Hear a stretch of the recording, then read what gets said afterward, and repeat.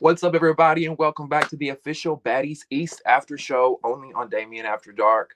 So excited you guys decided to join me on Reunion Part 3 night. We're finally wrapping this shit up, and Season 4 is coming to an end. And of course, I want to hear all your thoughts about it. So make sure you join the conversation and let your voice be heard. Get in the comment section. Leave me your thoughts and opinions on Reunion Part 3 while we discuss the episode tonight. Whether you're watching live, whether you're watching the replay, I would love to hear from you on what you've got to say, okay?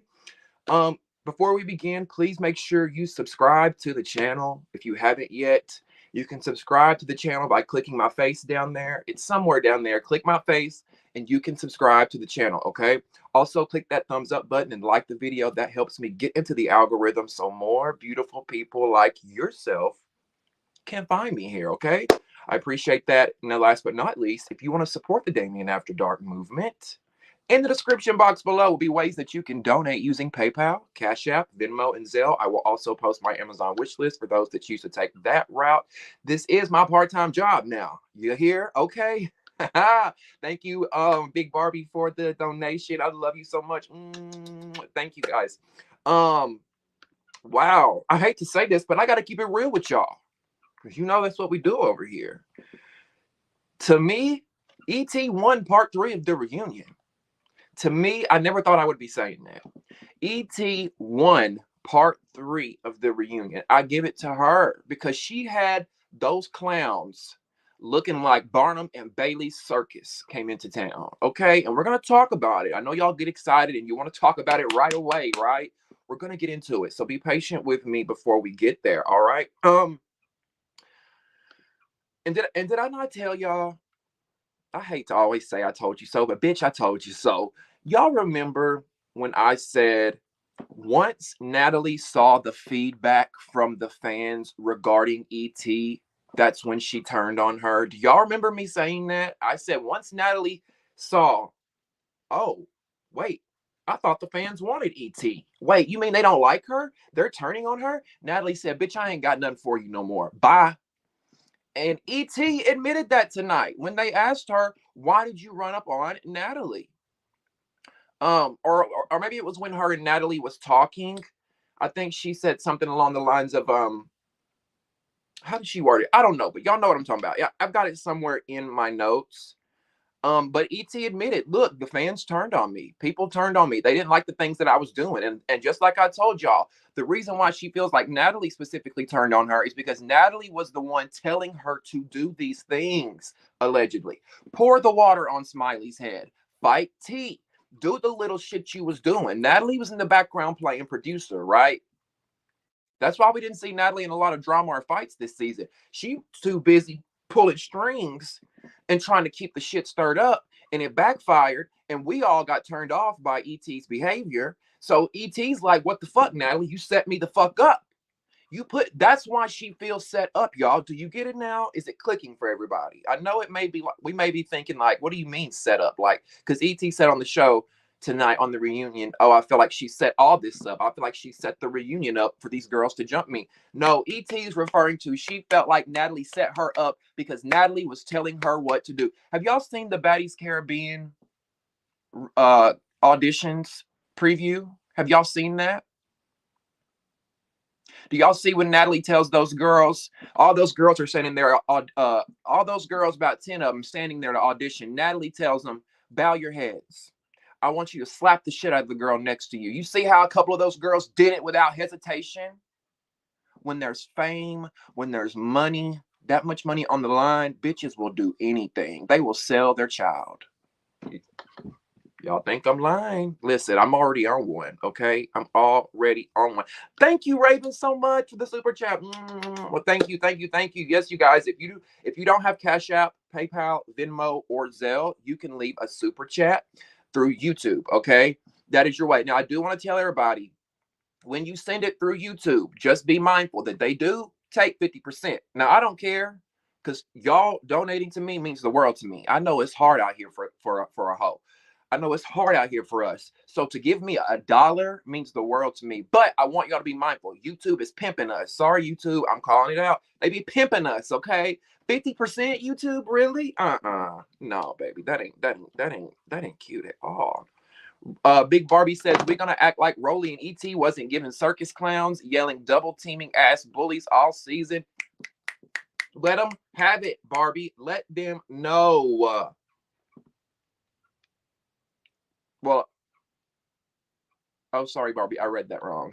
Why was I reading that as Biggie and Mac? I don't know. Because listen, my issue was with Biggie and Mac, not Rollie and ET. I have to, and I love you, Barbie, but you know we call it like we do around here. I have to agree with Recessionista tonight. Recessionista says ET and Rollie won the reunion, and I have to agree with that. Now listen, that might be an unpopular opinion, but that's the way I feel.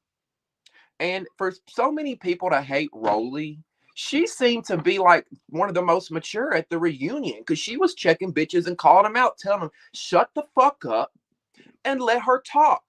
You know what I'm saying? Like, and then Rollie also won it for me when she fought Camila. Bop, bop, bop, jumped on top of her and played the bongos. So Rollie and ET, I don't know if I'll say ET won the whole reunion, but she won part 3 for me. Because why I don't respect ET and why I say she didn't win the whole reunion is because she did not be real and be honest about why she ran up on Natalie in that moment with Rollie. In that moment with Rollie, she should have called it the fuck out. Natalie told me to do this. Natalie told me to do that. I did it, and now she's fucking turning on me. That's why I ran up on the bitch. That's what you should have said, ET. And maybe she did. And maybe they edited it out. I don't know. But it's not looking too good. Raven says ET whooped Sapphire's ass. I agree with that, Raven. 1000%. 1000%. And we got that in the notes. We're going to talk about that as well. House B was giving immature this episode, and Anna was delusional, baby. Delusional to the max. I have never seen a person so parched. I have never seen a person so thirsty in my life like I have Anna Mac. She literally acts like a child that just wants your attention. Y'all know you've been around like that 3, 4, 5-year-old that the grown folks is talking and they ain't paying the kid no attention, and the kid starts acting a fucking fool, like, look at me, look at me. That's Anna Mac.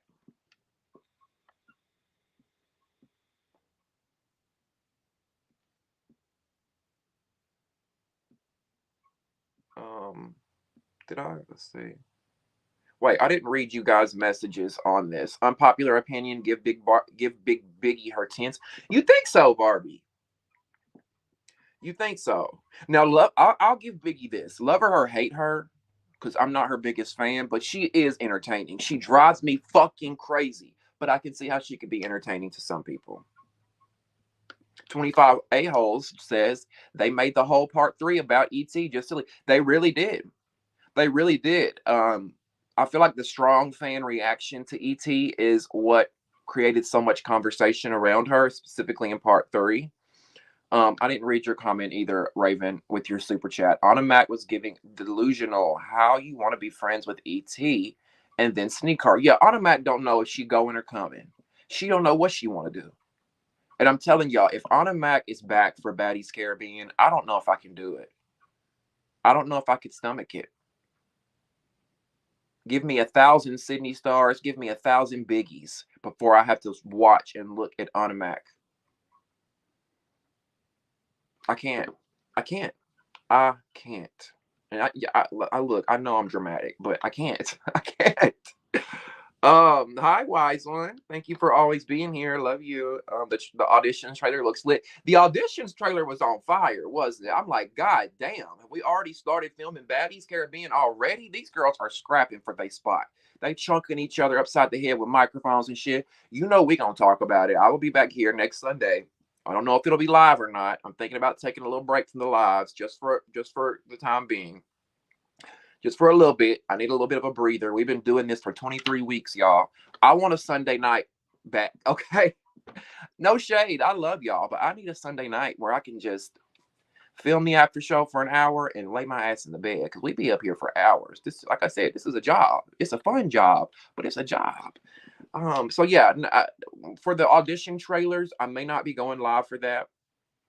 I almost didn't go live for this one, but I said, you know what? Let me finish this out. For everybody who's been supporting me, they show up for me. Let me show up for them, at least for the last one. Now, Baddies Caribbean will be going live, but Bad versus Wild, I don't think we'll be going live for that. I don't think so. But we'll be getting. I'll recap it for y'all. I just don't think we'll be doing it live. Devin says Anna Mac was giving scrawny crackhead, especially when she was dancing on the stage. Yeah, she was definitely giving. I'm on something. It's definitely giving. I just did a line of that 305 Griselda Blanco classic. That's what it was giving me. I'm not saying she was on the shit. I'm saying that's what it was giving me. Somebody, I could have swore I saw somebody made a comment about my shirt. Thank you, Recessionista. There it is. Thank you. I appreciate that. You know what? I have had this shirt for like over a year, and I've never worn it. And tonight I was trying to figure out what to wear before I went live. And I'm like, what are we going to wear? What are we going to wear? This is actually a Karl Lagerfeld. If y'all know who Karl Lagerfeld is, baby, that's who I'm wearing tonight. Okay. What did Nikki say? Dinner with Karl Lagerfeld. Yeah. You know, I'm not a big label whore, but I had it and it was getting some dust on it. Bitch, I think it's still, I feel the tag.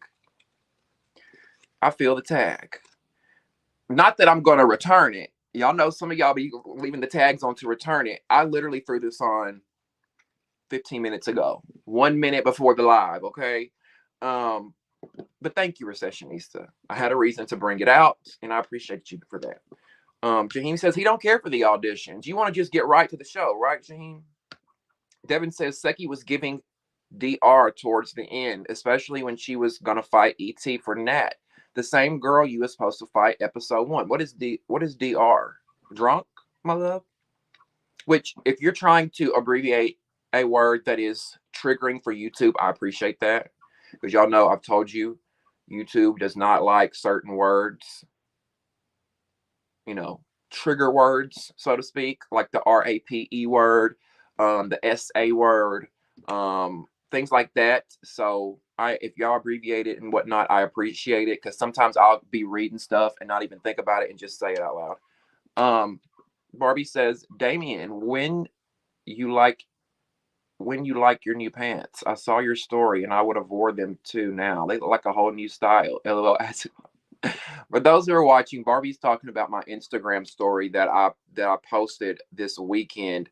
If you're not following me on Instagram, go ahead and follow me. There's my name right down there on all social media platforms. You can find me. Now beware of Twitter, because I do like some funky shit on Twitter. So just a little forewarning. But that's how quick I forgot what we were saying, Barbie. Oh, my pants. Y'all, let me tell y'all, we're going to get back to the show. I washed some clothes this past weekend, and I didn't take the clothes one by one and throw them in the washer. I just dumped them into the washer. And bitch, tell me why there was a bottle of Clorox in the clothes in the middle of it, and I didn't even realize it. I was in a hurry. I'm just like, you know how we get in a hurry. We just doing shit. I threw the motherfucking clothes into the washer. Bottle of Clorox in there. Didn't even know it until I finished the clothes, opened them up, and I'm like, wait a minute. Thank you for the like, my love. I was like, wait a minute. Why is there spots on stuff?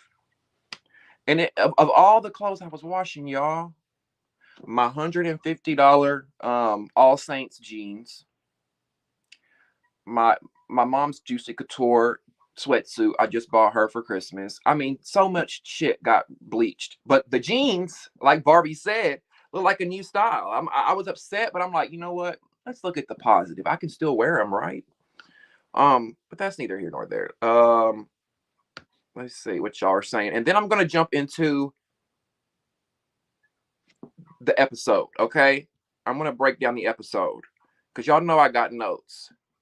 She didn't literally set her up. She just didn't put her under her wing. That's why she hit her.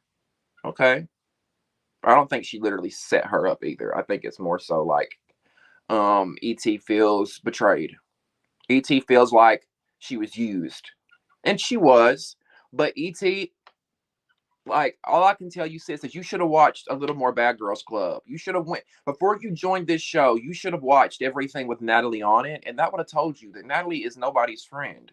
The only friend that Natalie has is Benjamin Franklin. Okay, so I'm sorry, sis. It's your loss that you didn't know and you wanted to trust this girl. I'm sorry. Hi, King. Thank you for being here. I appreciate that as always. No problem, babe. Raven. Hi, Briande. She says Rollie looked like Blanca from Street Fighter at the reunion. Not Blanca. I don't know who that is. Oh, Chantel, I didn't see your super chat. Thank you. Y'all are just showering your boy with love tonight. Thank you so much, Chantel, for the super chat. I appreciate that. Love the shirt. Nene was a mid host. You think so, Chantel? I actually think Nene was probably the best host they've had thus far. And if that's the case, that just tells you how bad of hosts that they've had, right? I think Nene did a good job. And with a little bit of polishing up, and maybe Nene takes some hosting classes, I think she would be a great host, a great permanent host. This could be her new gig. Listen, we talked about it. Nene needs some money, right? Them housewives checks ain't been coming in years, but those bills have still been coming in. And Nene ain't got bills like you and I got, right? She ain't got the $150 light bill, $200 light bill, the $1,000 rent, however much your rent is, $1,200, $1,500, $2,000. She ain't got all that. She got that expensive shit. So she got to work. I think Nene would be a great permanent host. And I listen, that's not biased because y'all know I would keep it 1,000 if Nene bombed. But I think she did great. Thank you for the like. Appreciate that. Y'all make sure you like the video as you come in, or if you're watching the replay. Raven says, I would say she won part 3, but she got her ass whooped and she lied, so I can't say she won the whole thing. Right, that's how I feel, Raven. That's why I can't give her the whole thing. Barbie says Nene hated E.T. She ignored her multiple times. And also, Anna Mac. Nene was not feeling Anna Mac. We got to talk about that one, too. No says, I may not like E.T.'s role on the show, but you got to hand it to her. She fought even when she knew she was possibly going to get jumped. She didn't run away from it, and I can respect it. I agree. Because I can't say that if I was up against that many people, I would have fought every one of them back to back to back to back. I mean, having security there makes it a little more easy, but I respect it. I respect it. King says, I'm calling a spade what it is. Rollie kept bucking at everyone, but she didn't do all that with Taseki. When Taseki shouted, we all gonna fight, and looked towards Rollie's way, Rollie was hushed. That's a good point, King, because Rollie was quick to tell Anna Mac to shut up, stay out of it. Don't worry about where E.T.'s at. But I don't think she wanted to smoke with Taseki. Of all the people, Rollie does not want to fight Taseki, and we know that. And I wish we would have gotten a fight between those two, because that would have been a great fight. I'm not gonna lie, I loved when Anna got a chance to sneak at her, and Biggie planned that. She said, you distract while I attack. See, Barbie, we're opposite on that, because I was so mad. And y'all know how I feel about E.T. I'm not the biggest E.T. fan. But then again, I'm feeling bad for E.T., yet she snuck people too. I don't know. I just didn't like it in that situation where she had everybody against her. You know, in Anna Mac, it's like, I would respect Anna Mac if she would have gone face to face with Taseki in the past, or have tried to fight her in the past. But Anna Mac, you ain't never one time stepped to this girl. You're a scared little punk ass little hoe, and you know you are. And that's why you had to go around and punch E.T. in the side of her face, because you know face to face she would have slaughtered your little ass straight across that floor. E.T. would have dog walked that little girl across the floor by the head of her hair. Chow, chow, chow, chow, chow. And all she would have been able to have done was sit there and bark like she normally does. That's all she could have done. Anna was moving like that because her cat itching. I've heard it all. Go to bed, Brianna. Go to bed, Brianna. Go to bed, Brianna. You think that's why she was itching? You think that's why she was itching, Brianna? You think Lemon Pepper done gave her that clap stick, allegedly?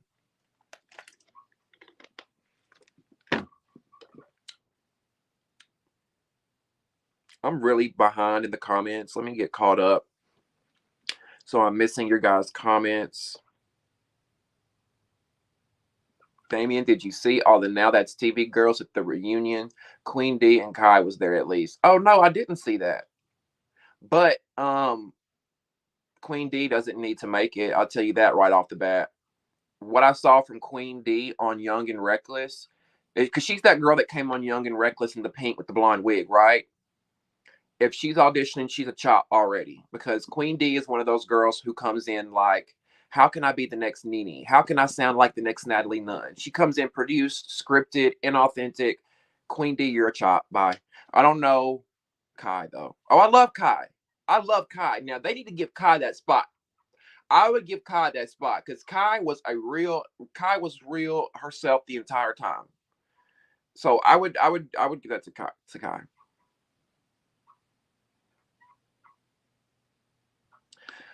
I agree with you, Damien. We do be in lives for hours, so you do deserve that break. And thank you for letting us join lives. You are the best. Thank you so much, Wiseman. I appreciate that. I really, really, really appreciate that. And I'm sorry, Wiseman, how our last live ended. I know I hadn't got to talk to you guys.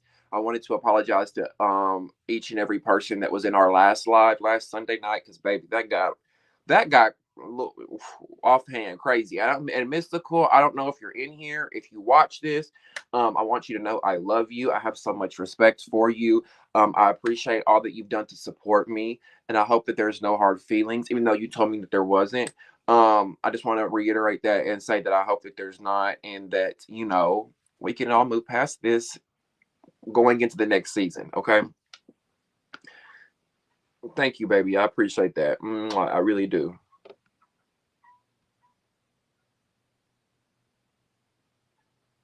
Favorite lines / quotes of the night. Let me think on that and I'll get back to you. Okay, I'm so behind in comments. Let me just go, go, go, go, go. Okay. I'm geeking. I'm tweaking. Hi, Mookie or Mucky, however I say that. Thank you for joining us. I think you're new here. Thank you, Dorothy. I appreciate you so, so, so much. Like, honestly, y'all mean so much to me and you don't even realize it. But content creation, burnout is a real thing. And it may sound like I'm complaining, y'all, over some silly shit. Like, oh, all you do is put a camera up and talk. And that may seem like, just, I don't know, like it's a cop out. But no, it, like, just like a job, just like your 9 to 5 can burn you out, this can burn you out. And I feel like it has, not necessarily just doing lives, just recording content, period. Because y'all don't see the editing part of it. The having to go in there and put descriptions in there, put tags in there. YouTube asks you 50,000 questions. Is this suitable for children? Did you cuss in the video? Is there nudity in the video? I mean, it is a lot, y'all. A lot, a lot, a lot. And I just appreciate y'all being patient with me. Because I got some great things in store for Baddies East. We're gonna have so much fun. I want to do a giveaway during Baddies East. My podcast, Damien After Dark, is coming soon, hopefully April. And I really hope you guys will tune in for that. If you will tune into it, I will do it live right here. I got a podcast mic and everything coming. We're gonna shoot the shit. We're gonna talk about all your favorite celebrity gossip, the juice, the dirt, who's sleeping with who, relationships, sex, astrology, pop culture, everything. And I'll answer your questions here, give you my advice, all that, all that, all that. So I hope you guys will stay tuned. Sky was on something. You think? Oh, Jaheim, you're right. She was allegedly she was on something. Thank you, Jaheim. I got that in my notes. We're gonna talk about it. I promise.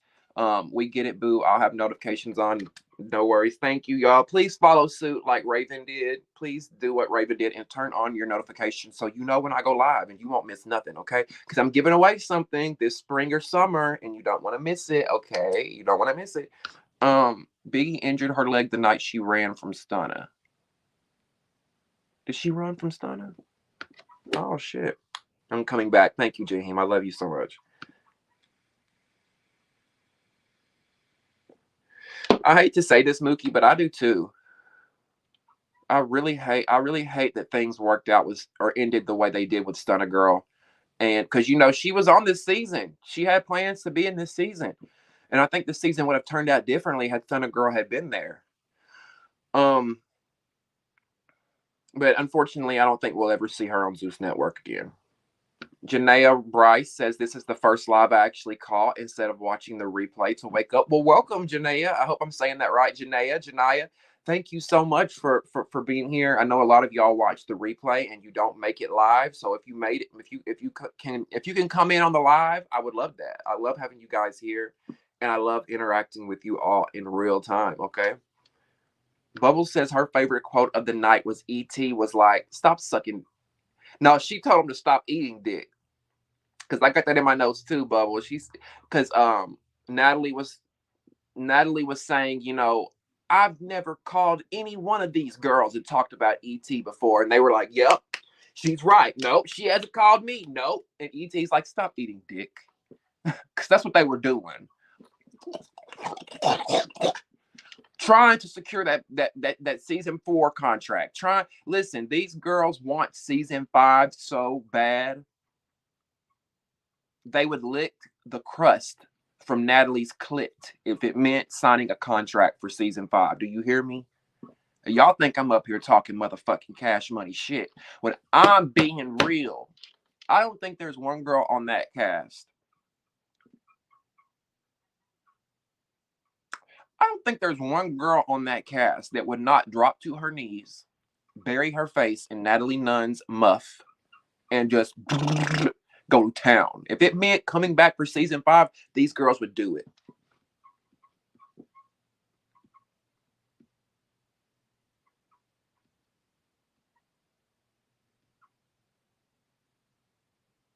I feel like if Stunna and Anna didn't have the beef they have now, they'd have hated each other on the show anyway. Right. Y'all both fucking the same man, allegedly.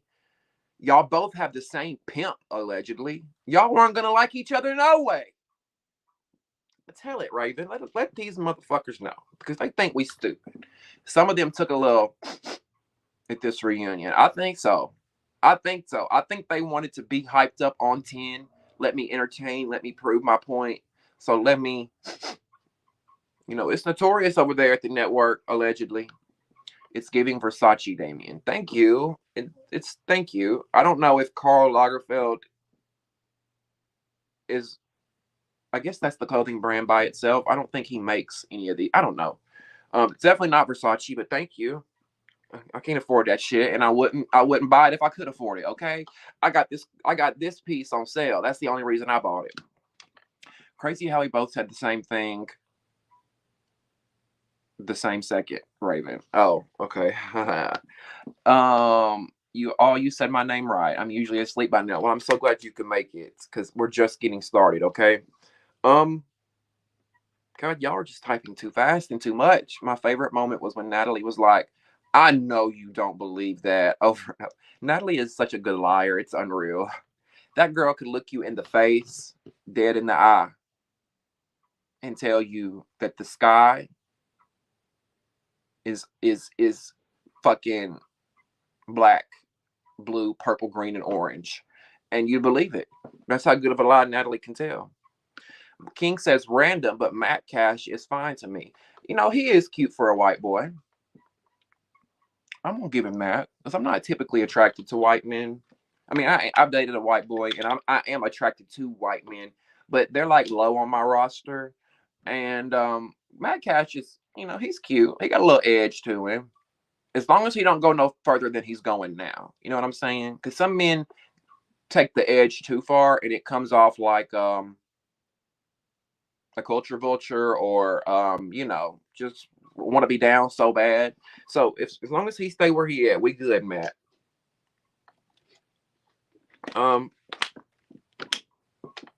Did y'all notice ET lied again? She said she never said dude, said Biggie sent me. She tried to say only he said Big Biggie. Yep, she did lie again. You're right. Because I mean, do we have to roll the tape, ET? You said what you said. Be like Nene and stand in it. Take some notes from Nene, ET. What did Nene say? I said what I said. When you say something, stand in that shit.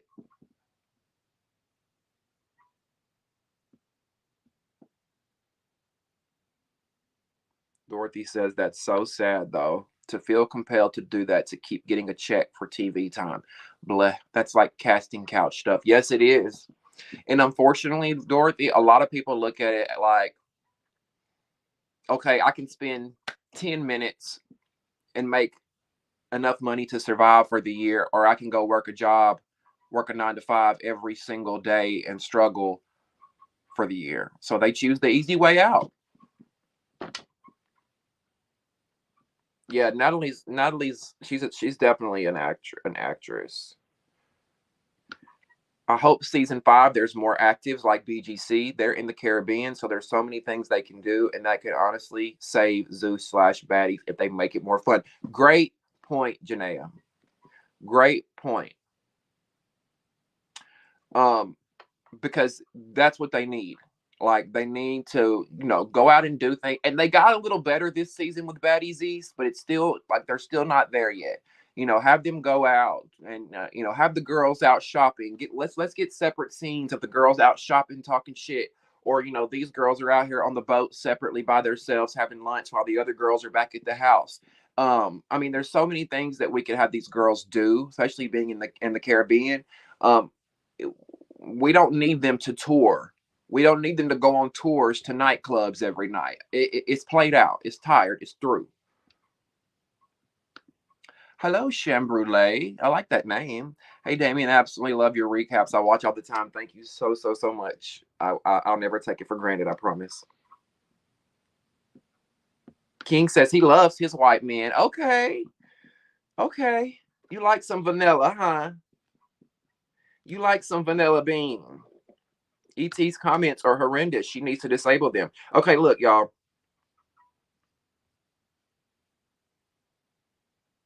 Gotta finish cleaning my room after this. Low-key lazy. Same, girl, same. Sorry, y'all. TMI, I'm scratching my nuts. I know that's a lot of information, but just, sometimes a boy's got to do what a boy's got to do. And, sometimes your nuts just get stuck to your leg. What can I say? All right, let's just start at the top of this episode, and I'm gonna run through it. All right.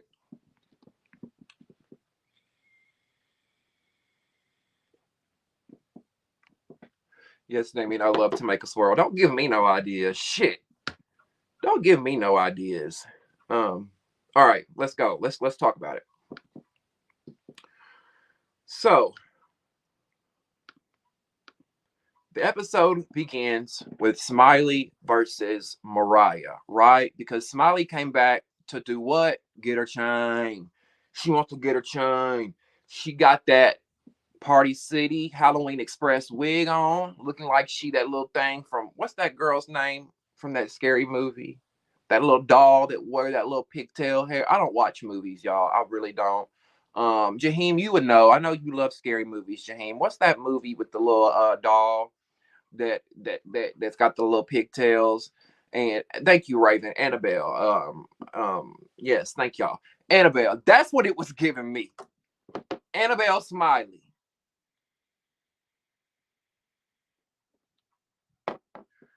Recessionista says clocked. Clocked what? Let's see. What Devin say? Devin says, I still feel the hate went overboard for E.T. And the reunion was extra. House B did all that to pander to the fans. They should have had that energy when E.T. was running their house and didn't live there. Recessionista's right. You clocked it, Devin. You clocked it. I have that towards the end of my notes, but let's talk about it now. Excuse me.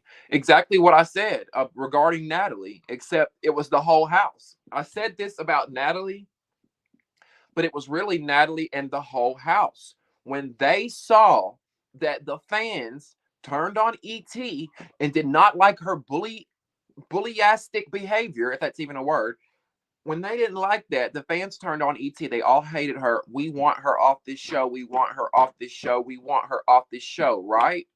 So everybody flip-flopped quick like a fish.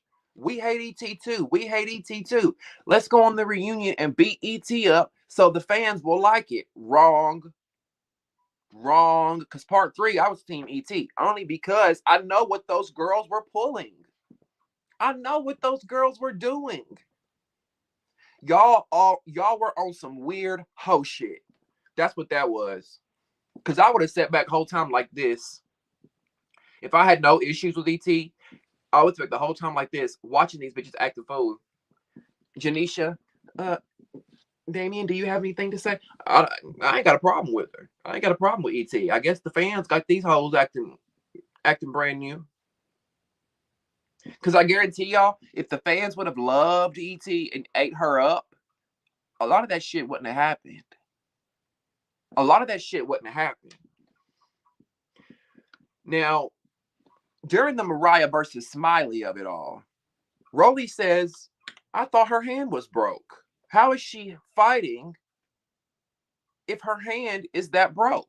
Which I said the same thing at first. I'm like, Rollie's right. But then again, I'm like, we're talking about Smiley here. Smiley, the one who makes irrational decisions. Smiley, the one who always does the thing that we would more than likely not do, right? If we're not going to do it, Smiley's going to do it. So I think that Smiley's hand probably really was fractured, broken, something, and that she didn't care.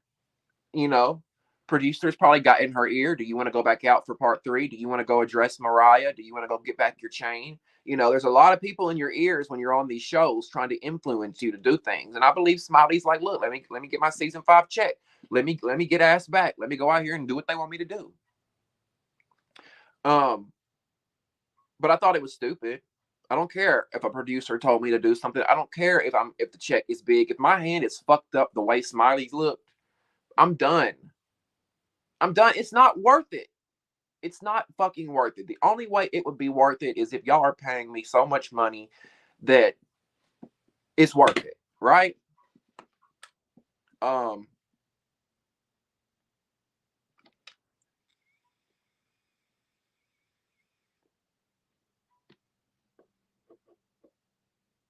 and Mariah, how you gonna let Smiley rip your wig off, rip your lashes off? Smiley did more to you, and her hand fucked up.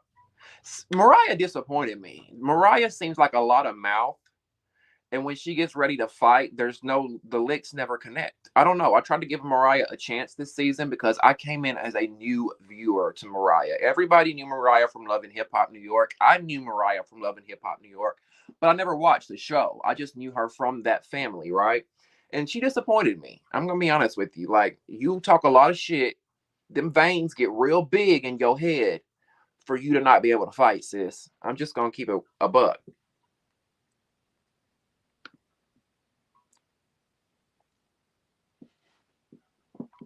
And then she coming back for Caribbean. I'm just confused. I'm like, I think Mariah is better off as a one and done. I don't think she should necessarily come back for Caribbean. That's just my opinion. I'm sorry for the Mariah stands out there, the international superstar that she says she is. If you were an international superstar, my love, I don't think you'd be on Baddies. But anyway, now Mariah thinks that Smiley was in her trailer punching the walls and did it on purpose to break her hand, to make her hand look fucked up. And I'm like, oh Lord, I know Smiley ain't that fucking crazy, but listen, she might be. And we did see footage of Smiley in her trailer, you know, going wild. Um,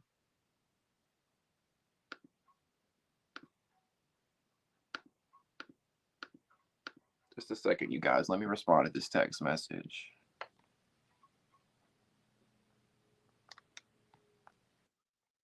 Okay.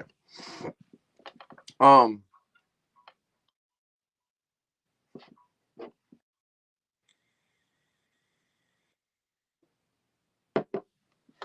okay, can we talk about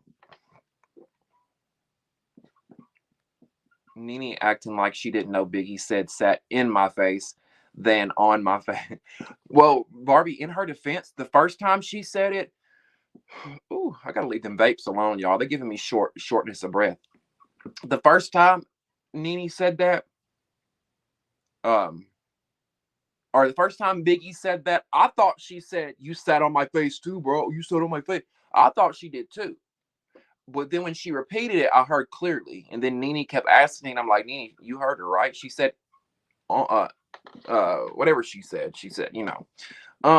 But I want to know why Anna Mac was quiet as a church mouse when Rollie checked her on ET. Because Anna Mac kept saying, "Where's ET?" Wondering where ET was. And Rollie told her to stay in her place. Don't worry about where ET is at. And pretty much to shut the fuck up, right? Maybe she didn't say shut the fuck up, but translation, that's what she was saying. And what did Anna Mac do? She shut the fuck up. Now, where was that Chihuahua at then, Anna Mac? You gotta wait till you sneak, Rollie? Is that what you gotta do, sis? I got you. Um Now Nene says that she feels like the arguments don't make sense, right? She says it don't make sense to be doing all this fighting. She says nothing that they have said today makes sense as to why they are arguing. And I'm like, Nene, that's been a lot of us from the beginning. Hello? Did you watch any of the season, my love? None of this shit makes sense. They fighting just to fight. They beefing just to beef. And Nene is used to the housewives world where there is no fighting. There's a zero tolerance for fighting on housewives. You fight with your words. So I think she's a little bit like, oh my gosh, clutch my pearls. I can't believe they're actually doing this. You know what I'm saying? Um, Nene was like their auntie, saying, sit your ass down, behave, that kind of thing. Jay says it was too much. Nene was speaking real shit. I agree. I agree.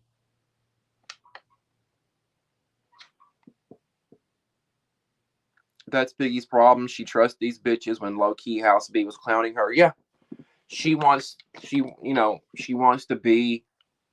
a part of this collective so bad that she don't care what they say about her. And that's like at the Baddies Caribbean auditions. Did y'all see the little judges seat? Biggie's kind of in the middle, or she's kind. I mean, there's 6 of them. There's 6 of the judges, and Biggie's like one of these 2 in the middle. And I know that just made her so proud. She probably felt seen for the first time ever that they put her in the middle. I bet you couldn't tell Biggie shit that day. Now, only on a Zeus Network reunion can you smoke a blunt. Did y'all see Rollie and Sky and Sky sitting there just chiefing, baby, chiefing? I said only at a Zeus Network reunion.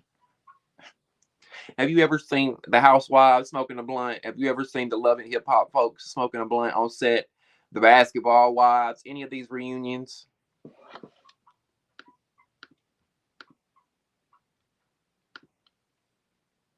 Yeah, Sky and Rollie was chilling. Had I been on that stage, I'd be chilling. I don't have time for beef. I leave it in the freezer.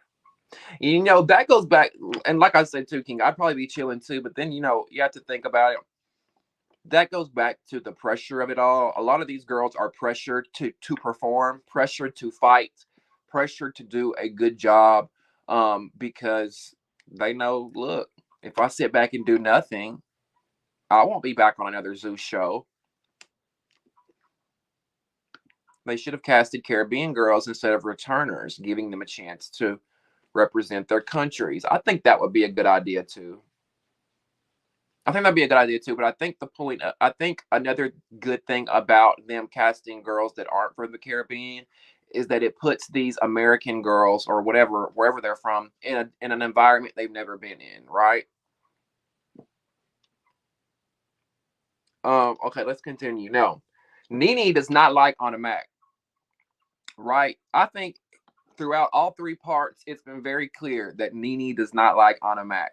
Because while Anna Mac was running her mouth, while Anna Mac's dick flappers were flapping, Nene just started talking right over her. Y'all remember when they were trying to reintroduce E.T. onto the stage? Anna Mac was, "Arr, arr, arr, arr, arr, arr, arr," and Nene said, "Can E.T. come out? E.T. Listen, I'm right there with Nene. I'm right there with her. Because Nene is nicer than I would have been. I just would have said, can we get a muzzle for this dog? Can we get a muzzle for this chihuahua over here? And I think, too, Nene is famous for being her authentic self, right? Nene is famous and known for her big personality that's authentic. So seeing someone like Anna Mac, who is so inauthentic and phony and fake and whack, Anna Whack, I think Nene sees right through it, and it's a turn off. And she's like, "Girl, you a thirst bucket. You here for the 5 minutes of fame and the check. Child, I ain't paying you no mind." Now let's talk about Sapphire and her pathetic ass. Because Sapphire, this entire show, you looked like, you in that red wig, you looked like the Ronald McDonald clown that you are. I'm sorry, somebody had to say it. Sapphire's red wig suited her perfectly because she looked like a fucking clown during the season, on the reunion, and you'll continue to look like a fucking clown.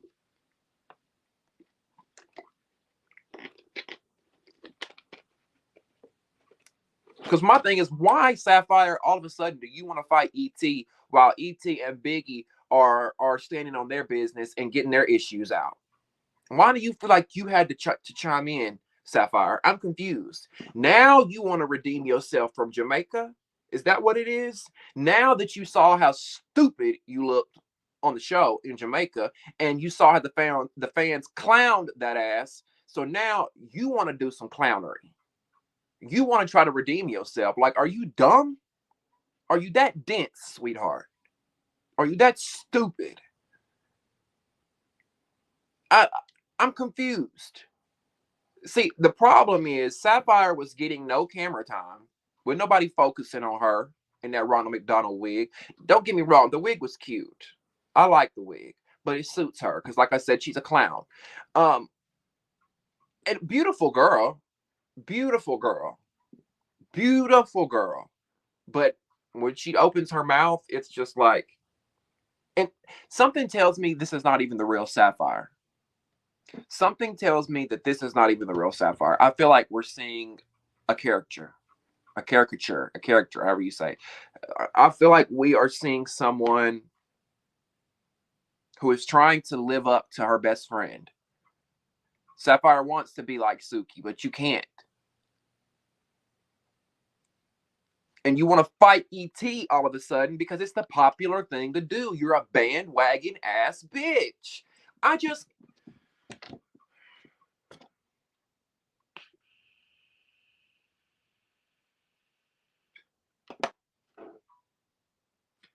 One second, y'all.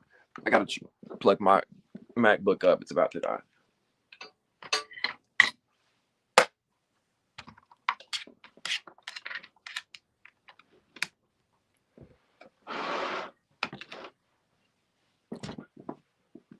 I don't know.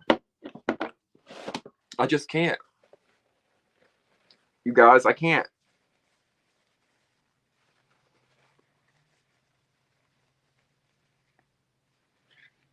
What is your issue with Sapphire or with ET? Because she fought your friend 8 months ago in Jamaica? And let's talk about it. Let's talk about it, because what blows my mind the most, y'all, is that Sapphire wanted to fight ET. And I'm like, why do you want to fight her when you can't fight? Because, baby, ET gave her what she wanted, right? Whether you're an ET fan or not. Because like I always tell y'all, I don't give a shit what these girls do when I cut these cameras and lights off. I don't think about them. But Sapphire got her. Sapphire cleaned her ass up. Rat-a-tat-tat-tat-rat-a-tat-tat. Sapphire brought South Central Baddies. Or not I keep saying fucking Sapphire. E.T. I'm sorry, y'all. E.T. did that rat-a-tat-tat on Sapphire. E.T. brought that South Central Baddies Scarface out on Sapphire. And I'm like, Sapphire, you're so stupid. I've never seen you win a fight ever. Why are you trying to fight this girl? It just didn't make sense to me. Let's see what y'all talking about. ET versus Sapphire was better than ET versus Seki's rounds. The fact they started on stage and ended by the walls, ET beat her into the walls. Yeah, I ain't gonna lie, I enjoyed seeing it. I ain't gonna lie, I enjoyed seeing it. I was like the referee, not the referee. I was like the coach in UFC on the side of the ring, screaming at ET, "Whoop that hoe! Whoop that hoe, ET!" I was like Camila's mama on BGC 8, Las Vegas, when her mama was on the phone. You better beat that bitch's ass, Camila. That's what I was doing to ET. And I'm surprised ET didn't pull that wig off her head. Sapphire kept that wig tight and intact. She said, this wig ain't coming off today. Kick her friend. Get that bitch friend. In my Suki voice. Suki was cheering her on, wasn't she? Suki was like, finally. And that's the only reason Sapphire did it. Let's be real. Suki was probably in her ear the whole time saying, you better get your big one. You better go in there and make up for what you did to me, girl. You better go in there and whoop that hoe's ass. You better like, go up on that stage and be scary. That's exactly what happened. And Sapphire, being the little follower puppy that she is, she said, okay. And she went and did it. Clown.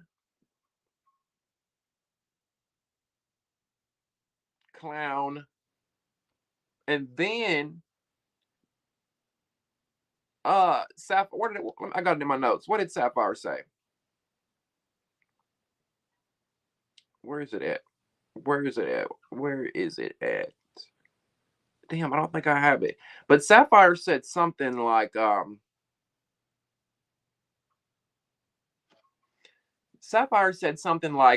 after her fight with ET, she said got that hoe. I whooped that hoe or something like that. I'm like, what is wrong with these girls? After a fight, they get sudden amnesia and they say, just like Camila last week with Rollie, when she said, That hoe didn't hit me one time, or she said I hit the, or she Rollie or Camila pretty much said that she whipped Rollie's ass, or that Rollie didn't hit her. Like, what? Are we watching the same show? Did you live the experience that we're watching? Because Rollie versus Camila, Rollie got that ass. ET versus Sapphire, ET got that ass. There's no ifs, ands, buts, or arguing about it. I don't care who your fave is. These pupils aren't.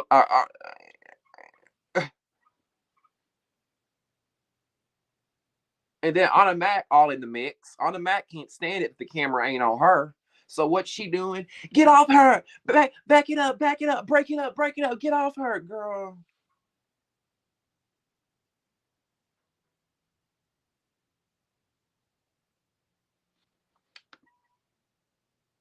And then Suki on the sideline. Get that hoe! Get that hoe! Get that hoe! Suki. I know you trying to help your friend out, but she ain't gonna get shit. And she didn't get shit. Okay? She didn't get shit.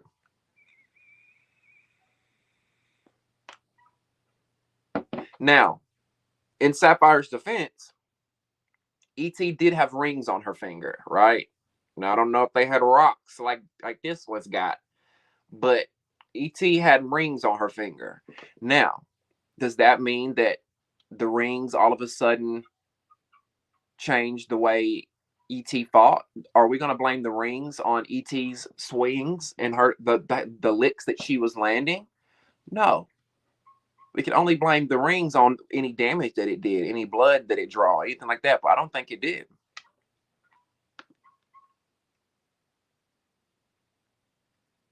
Now, Janisha and Nene, when they finally get ET back on the stage, we see them ask her, you know, the $1,000,000 question. Why did you run up on Natalie? Why did you run up on your pimp? Why did you run up on the girl that everybody licks her ass? Why did you run up on the queen? Right? And she says, ET says that Natalie set her up.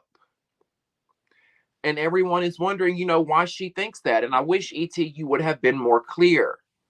Because when you say that Natalie set you up, ET, everyone automatically assumes that hey, I got this girl named ET. I want you to run up on her. Hey, girls, before the reunion, everybody get together. When ET comes on the stage, I want you to run up on her and jump her. That's what we're all thinking when you say Natalie set you up. So we need you to be more clear. I shouldn't have to decipher all this shit like it's a motherfucking math equation to figure out what went on. But we had to. I had to do that. And we figured out that Natalie set her up by what? What I told y'all earlier. She set ET up by grooming her. Now, when I say grooming, I don't mean that kind of grooming, y'all. So calm down before y'all think I'm saying Natalie's that kind of person. I don't think Natalie's that kind of person. I think she groomed her as far as, hey, ET, welcome to Baddies East. Come on, girl, hop on the private jet. Come on, girl, we're going to Mastro's to eat steak and champagne and pop bubbles. Come on, girl, you want to go to Chanel? I'll buy you a new Chanel bag. Oh my God, ET, the fans are gonna love you. Oh my God, ET, they're gonna love you. With that chin, I can see Natalie manipulating and grooming the hell out of this girl to where ET is thinking, oh my God, you gotta think about it, y'all. We're pulling regular ass people and we're putting them in this crazy, crazy experiment that is fame, that is money, that is the casting couch, allegedly. I'm not giving ET a get out of jail free card because she has free will. She didn't have to do what the fuck Natalie told her to do. But this is why ET felt set up. She was the producer's puppet. Anything they asked her to do, she did it. Because that money, and they probably paid her $10,000. That $10,000 to ET looked like $1,000,000. And listen, I can't blame her because baby, $10,000 to me right now look like $1,000,000. If we want to really be real, I'm not gonna get up here and act like I'm some brand new bitch with a lot of money. I can see where ET was coming from. Like, this is a lot of money. These people are asking me to do this job. Let me do the best I can do. That's why she feels used. Or set up, not used. Set up. That's why she feels set up. Exactly, Dorothy. Like conditioning her to feel a certain kind of way. Let her guard down and follow the leader. Yes. It's almost like the movie Mean Girls. And E.T. was Katie Heron. And she showed up and she wanted to be a part of the Mean Girls so bad that she turned into one. And everybody turned against her. It's the same fucking thing. Durga says she spent all her money and was sick. They weren't bringing her back. That's it. Thank you. That's another great point. Thank you, Durga. E.T. went into it thinking, oh, the fans want me. I'm a shoe-in. I'm a shoe-in for this season and possibly next season. I'm a star. She thought she made it, right? She thought she had made it. Just like, years ago when you want to run away to Hollywood and you think you're going to be the next big thing. Well, that happened for E.T. She thought I'm the next big thing. And what I tell people this all the time, and y'all may know this too, and I'm not a financial expert, but I don't think it takes being a financial expert to know this. When you come from nothing, okay, and I'm not shading anybody, please nobody take this the wrong way. When you come from nothing, and you get something, when you come from absolutely nothing and you have no money and all of a sudden you get a lot of money, whether that's $10,000 or that's $1 million, or even your tax returns. This is a great point for y'all that I'm filing them taxes. Hear me loud and clear. When we get a chunk of money like that, our first instinct is to spend. Spend, spend, spend. Swipe, swipe. They've made it easier with these debit cards now. You ain't got to count no money, bitch. Swipe, swipe, swipe. I know how easy it is. I be swiping all fucking day. But you got to be conscious. You got to be smart when you get a chunk of money like that. And E.T. wasn't smart. Now, her BBL was free. And that BBL looks good. I'm going to give that to E.T. Her BBL looked good. E.T. probably has one of the best BBLs I've seen. Because all these girls go out here and get fucking basketballs in their ass. And it looks so unnatural. It looks like you are from the movie A Bug's Life. Or Ants. And you walking around with a big saggy diaper on your ass that is soiled and spoiled. And you dragging it across the floor. Sorry, ladies. I'm not body shaming because it's technically not your body. But these oversized BBLs look awful. The Kardashians are a prime example. Kim, get that out your ass. Chloe, get that out your ass right now. Y'all look fucking crazy. Now, E.T., on the other hand, I gotta hand it to her. She said, I don't want basketball booty. Give me more so soccer booty. I don't know. Is a soccer ball smaller than a basketball? I think so. Well, soccer ball's still a little too big. You know what I'm saying? Like give me a natural looking ass. I don't want to look like a fucking cartoon character.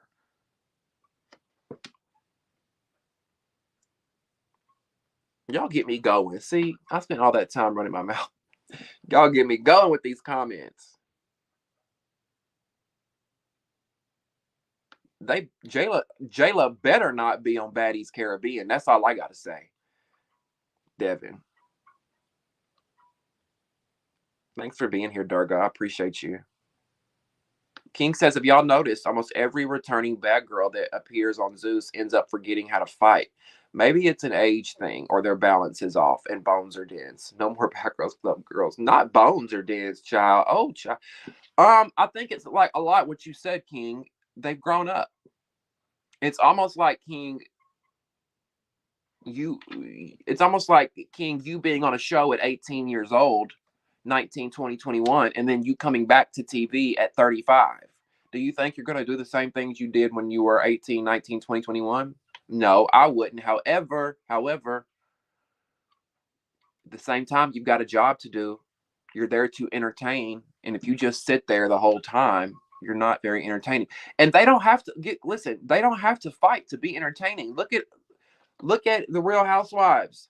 Look at all these other shows that are super successful and they don't have to fight. All you got to do is be able to read a bitch down and we'll fall in love with you quick.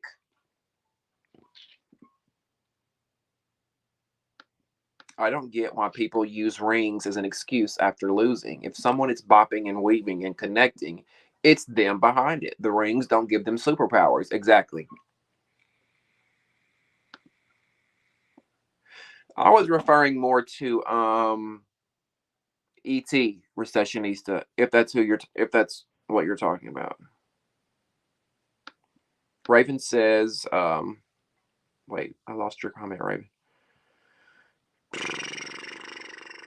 ET's probably gonna go back to Now That's TV, like all the girls that get booted from Zeus. That's her only. That's her only option.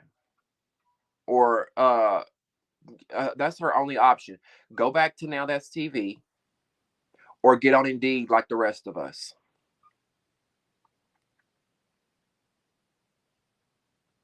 Durga, that's a great point. That's a great point. They literally replaced Krishan with her and made a big show of it. Pumped her head up, used her, then discarded her. Absolutely. That's the whole thing summed up right there. They lost their star, which was Krishan. They lost their street fighter, which was Krishan. And they needed a replacement. And everybody was saying E.T., E.T., E.T., E.T., E.T., E.T. so much that they did it. And unfortunately, E.T., that's the industry, baby. That's the industry.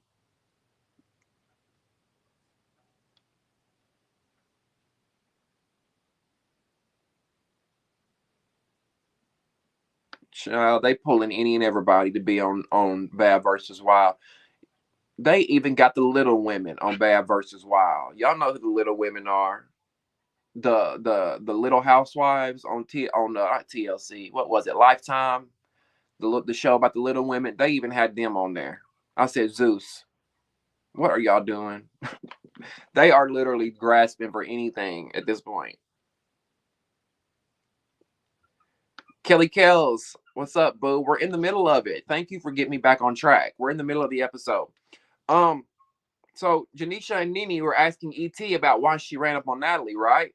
I told y'all it's because ET felt used by Natalie. She felt like, Natalie pulled these strings all season only to discard her. Now, ET says that Natalie knew everything that was going to go down with the reunion as far as the fights go. And Nene defends Natalie. And Nene says that just because Natalie is the EP doesn't mean that she holds all this power. Nene says that Natalie just holds the title as executive producer. She doesn't have all this power. And Nene, I love you, but I just have to disagree with that.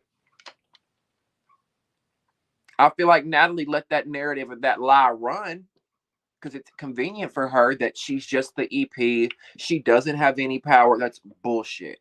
Okay? That's bullshit. If Natalie didn't have any power, why is she always on the private jets? Why does she get the, preferential treatment? And y'all can say, oh, well, she created the show. Oh, okay, well, exactly my point. She has power. And that's because Nene doesn't have a clue. Nene's just there to collect the check, right? I don't even think Nene watched the show.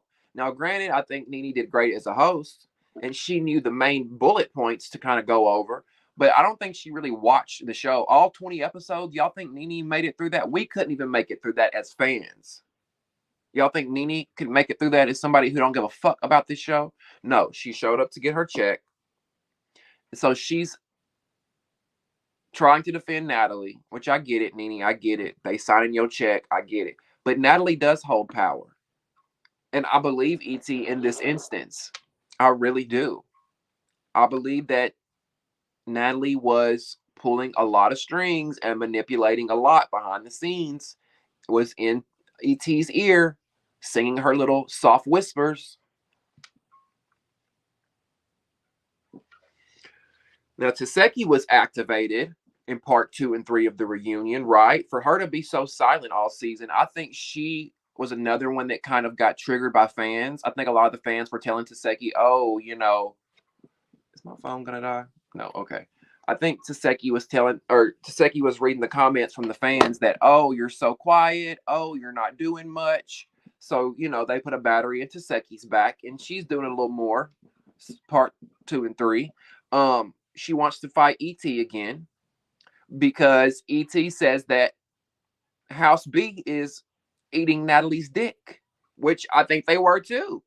Now, like we talked about earlier, Natalie was going down the line saying, "Et, I've never called any of these girls and talked shit about you. I've talked to none of these girls about you." And you know, Staseki and Biggie over here. Yep, she's right. She's right. She's never called any of us about you. And Et said, "Yeah, stop dick eating." And that triggered Taseki. Seki wouldn't have it. And she said, "Bitch, what? Dick eating? Let me show you how I really eat. Okay? Let me show you how I really eat with these fists." That's what Taseki said. Now, as I said earlier, E.T. acknowledges to Janisha and Nene that the fans did not agree with the stuff that she was doing this season.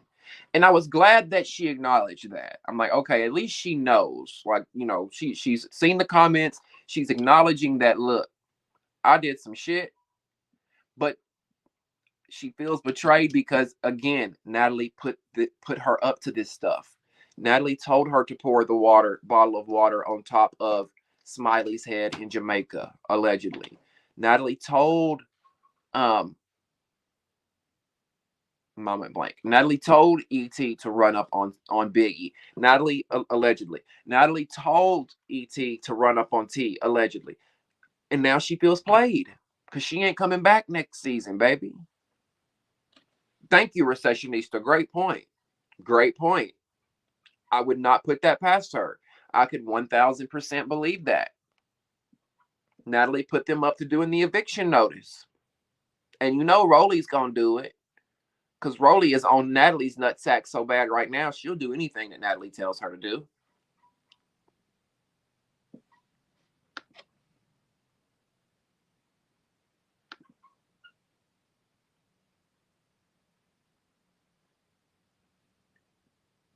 And we talked about why E.T. was in House A. Do y'all remember? Some people were saying, during this season, why is E.T. in House A and Biggie's not, when Biggie is a returning OG, or Biggie's from Baddies East. This is E.T.'s first season. Why is she getting all this special treatment? There was a high demand for her. I don't think she should have gotten that special treatment. I think she should have been in House B. But Zeus only brought her on because, like I told y'all, in the Zeus Network comment section, I witnessed it myself. All the comments were saying cast ET for Baddies East. When they were casting for Baddies East, when they were holding auditions, everybody was in the comments, cast ET, cast Scarface. They were tagging her. I saw it. And here's how I know, because I didn't know who that was at the time. And I remember seeing all these comments, and I'm like, who is this ET girl? Who is this Scarface girl, right? I clicked on her page. And at that time, I wasn't watching Now That's TV, so I didn't know her. So I know that there was a demand for her, and that's why they brought her on, and that's why they treated her like she was Queen Elizabeth. It's actually on camera where Nat says in a confessional that she told E.T. and Rollie to evict Biggie and Smiley. Okay. I believe that too, because Zeus is so slow that they'll tell on themselves. They forget to edit shit out all the time and just be telling on themselves. No, they should have banned Anna Mac and Biggie from the stage at one point, because literally nobody could get a word in. And I know for a fact that before the reunion, that the producers told these girls, they told the girls, they told security, they told the host, they told everybody, we want more dialogue. They've been listening to us. For once, they saw the feedback. And I'm not saying, when I say us, I don't mean they just seen this channel. They saw this channel, tons of other channels, people in the comments, whatever. They saw where we were saying, these reunions suck. Can y'all talk about your issues? Does everything have to be a fight?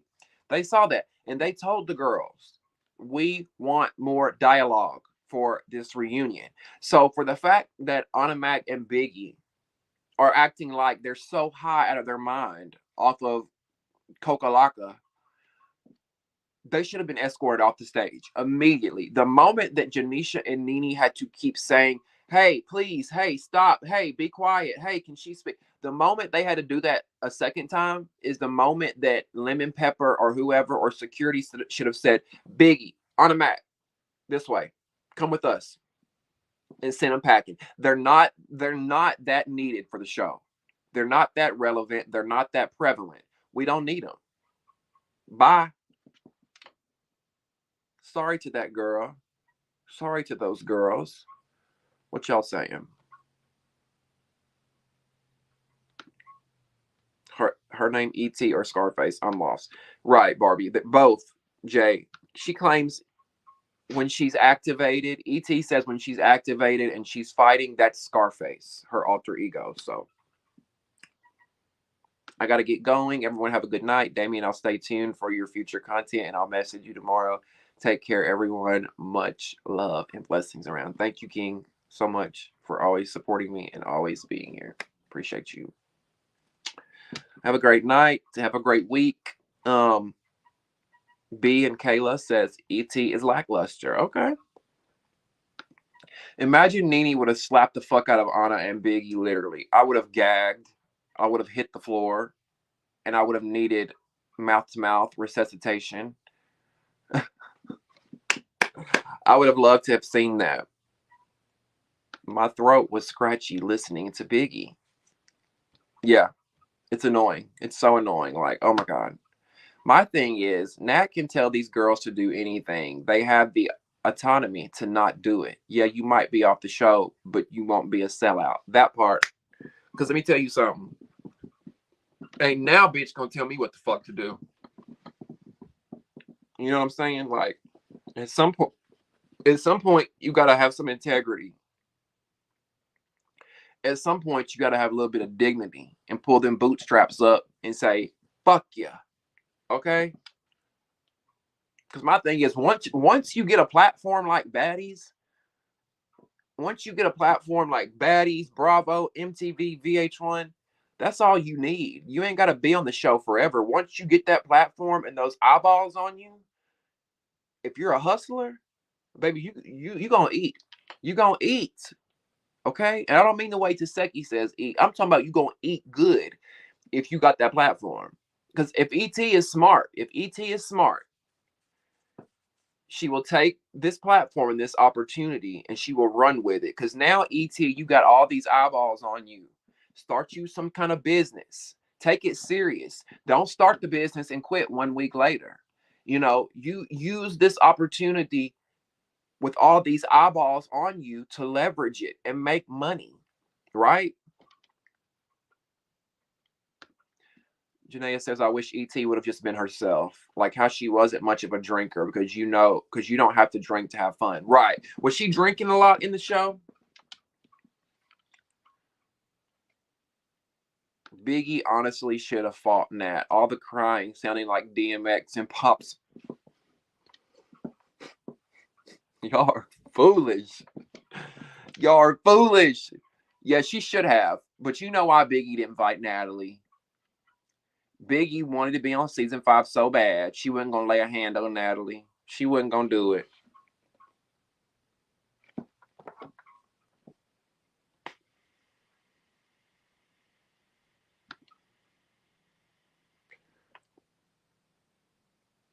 Shayla, we're about halfway through, maybe a little over halfway, but we got some more to go. Come on in, boo. Get comfortable. We got a little bit more to talk about. We were just talking about the whole ET of it all and how she was explaining why she ran up on Natalie.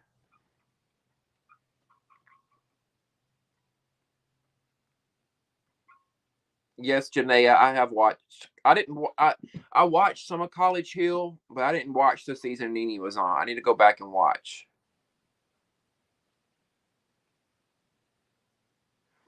Nene said, I ain't fought since 3rd grade. Girl, did we not see you on Housewives? Well, I don't think I've ever seen Nene in a fight. Which has she fought, Barbie? I don't think Nene ever fought. I know Kenya and Portia kind of had that little issue at the reunion.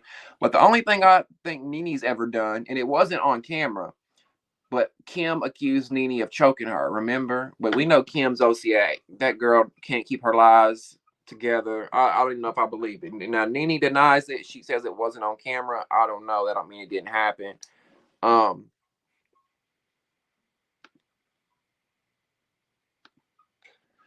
No, Janaea, you're not the only one that wonders that because every restaurant these girls go to, there's no food on the table. They never bring any food out. We never see them eat. I'm like, are y'all starving these girls? I mean, shit, can I get a chicken wing? Some Popeyes? Some something? Shit, I'll take a McDouble from McDonald's at this point, bitch. Like, the fuck? Y'all smoking all that weed? Ain't nobody eating? I mean, I know they eating, y'all. I'm not that dense, but we don't ever see it. Like Janaea said. Dorothy says, can we talk about Natalie's switch up with ET too? Which I'm not an ET fan. I didn't like how Nat was so defensive with ET 1 minute, but as soon as she left, called ET an animal. That felt wrong. Yeah, and let's talk about how Natalie went in on ET as soon as she left the stage, right? Natalie went in on that girl. She told ET, nobody likes you. You're the problem.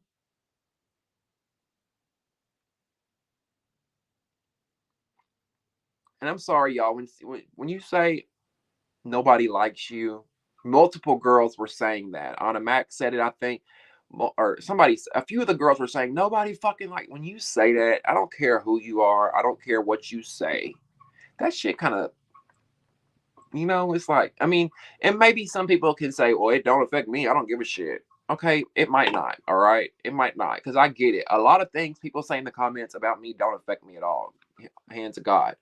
But there are some things that, as a human being, affect us all. And nobody wants to be told, nobody in this room fucking likes you. Now, cast-wise, I believe that. But there are some people that like ET. Come on. They really are being hard on her.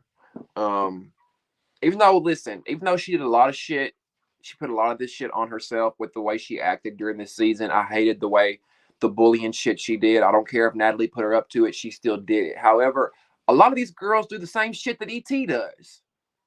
Let's just be real. They do. She was just the punching bag. Smiley, Mariah Lynn, and ET were the punching bags. ET at the reunion, more so to speak. Now, did ET get filler in her cheeks? Because her cheeks are like this. No shade, but her cheeks are like up here. And I'm like, she either got filler, she's either bruised from these fights that she's been in, or that's just her natural face. And she just got supernatural high cheekbones. Because folks was calling her Jigsaw for the longest, and I didn't know why. And then I realized because it was for her cheeks. But they look a little higher than normal.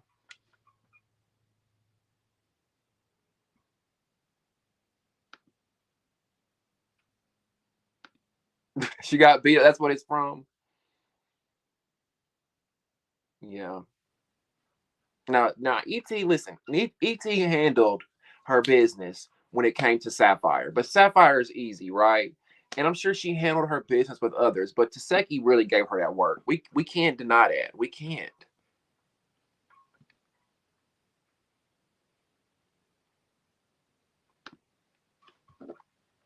If I was old enough and on Baddies, I would never do. I would have had crazy ideas to have us do. I just know I'll be bored. I'll plan a pool party and order pizza. Even I'll bring out good old Just Dance. Yeah, it's not just dance. Right, Mookie. Natalie does have power. Exactly.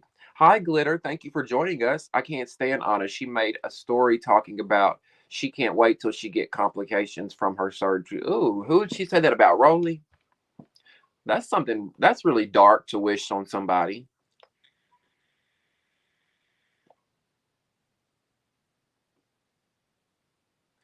If you're just now joining the live or you're watching the replay, please make sure you like the video by clicking the thumbs up button down there. I appreciate it, you guys. Like.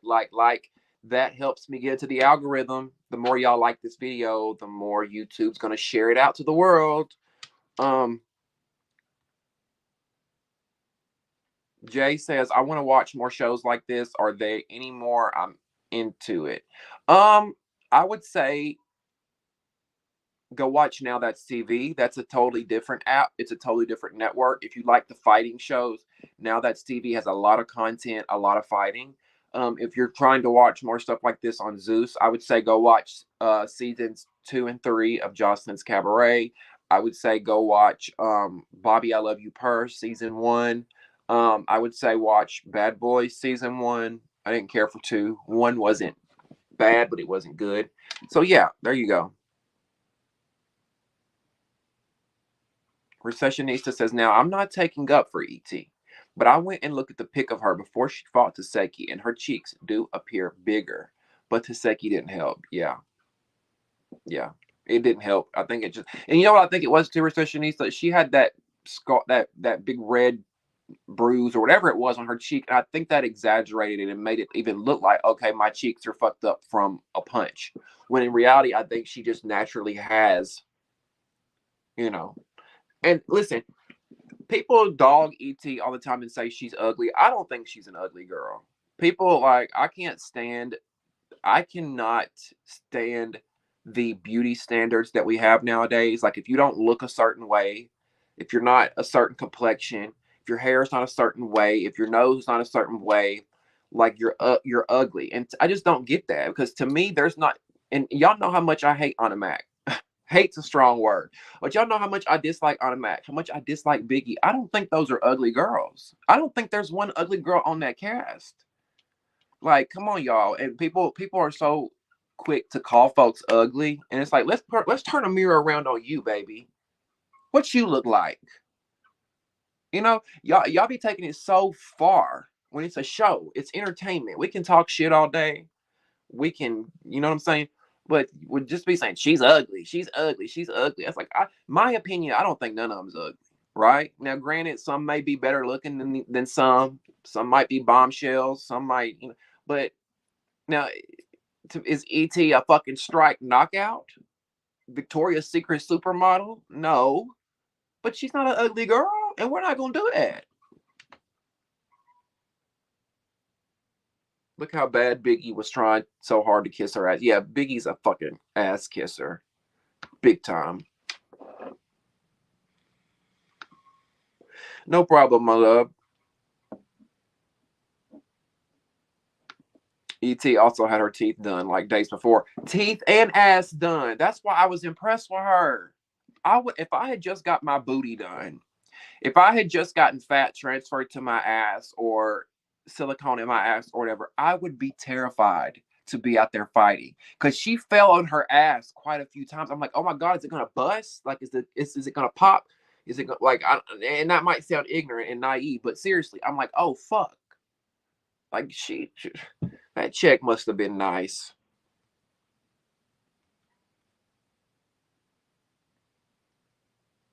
Janaea says, I only call people ugly when their personality is ugly, but never an appearance type ugly. That's a good point, Janaea.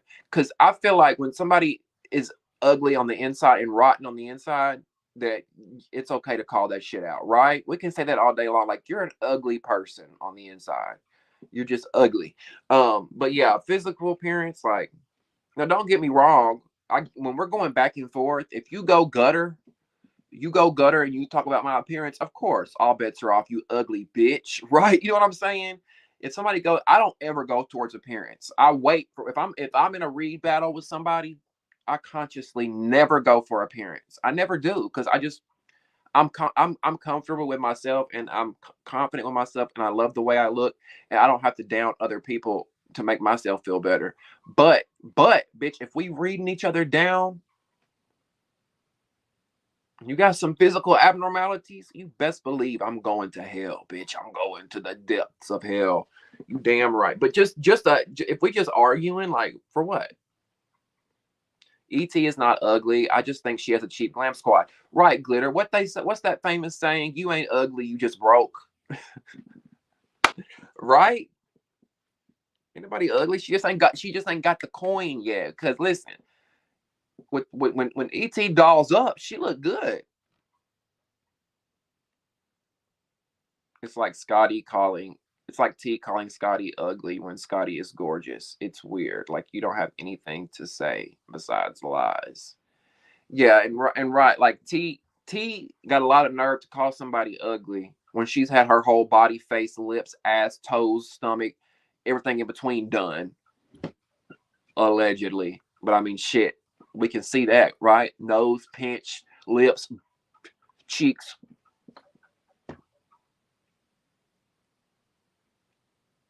Scotty all natural, ain't she? Dorothy said, "You coming around, Jaheim? EBT is okay." Now look, I ain't no EBT, or you got me calling her EBT now. I'm not an ET stan. She's not my fave. I don't like woohoo ET. She just won part 3 of the reunion for me. But the bar is low here, guys. The bar is low. I mean, it doesn't take much for these girls to impress me now because they just have set the standard so fucking low. Let me plug my camera in, you guys, so that doesn't die. 1 second.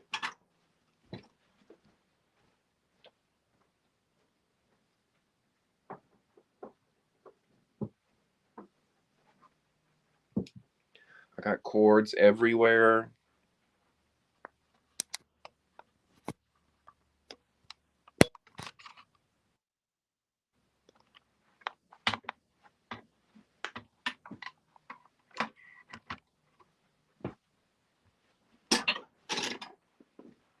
And yes, I'm wearing pajamas with this. Anytime I do these after shows, y'all, I only get dressed from the waist up. Shit, I might be naked under here sometimes. I mean, shit, why not? I'm working from home, right?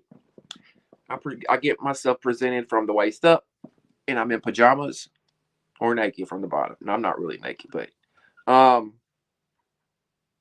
Sarah, thank you for being here. But she came out after saying that all that fighting after the reunion potentially damaged her organs. Oh damn. Shit, I wouldn't doubt it, because she had everybody after her. Devin says if House B didn't pander to the fans, Biggie wouldn't have came with the energy she had, including instigating fights, telling House B to hit House A, etc. or etc.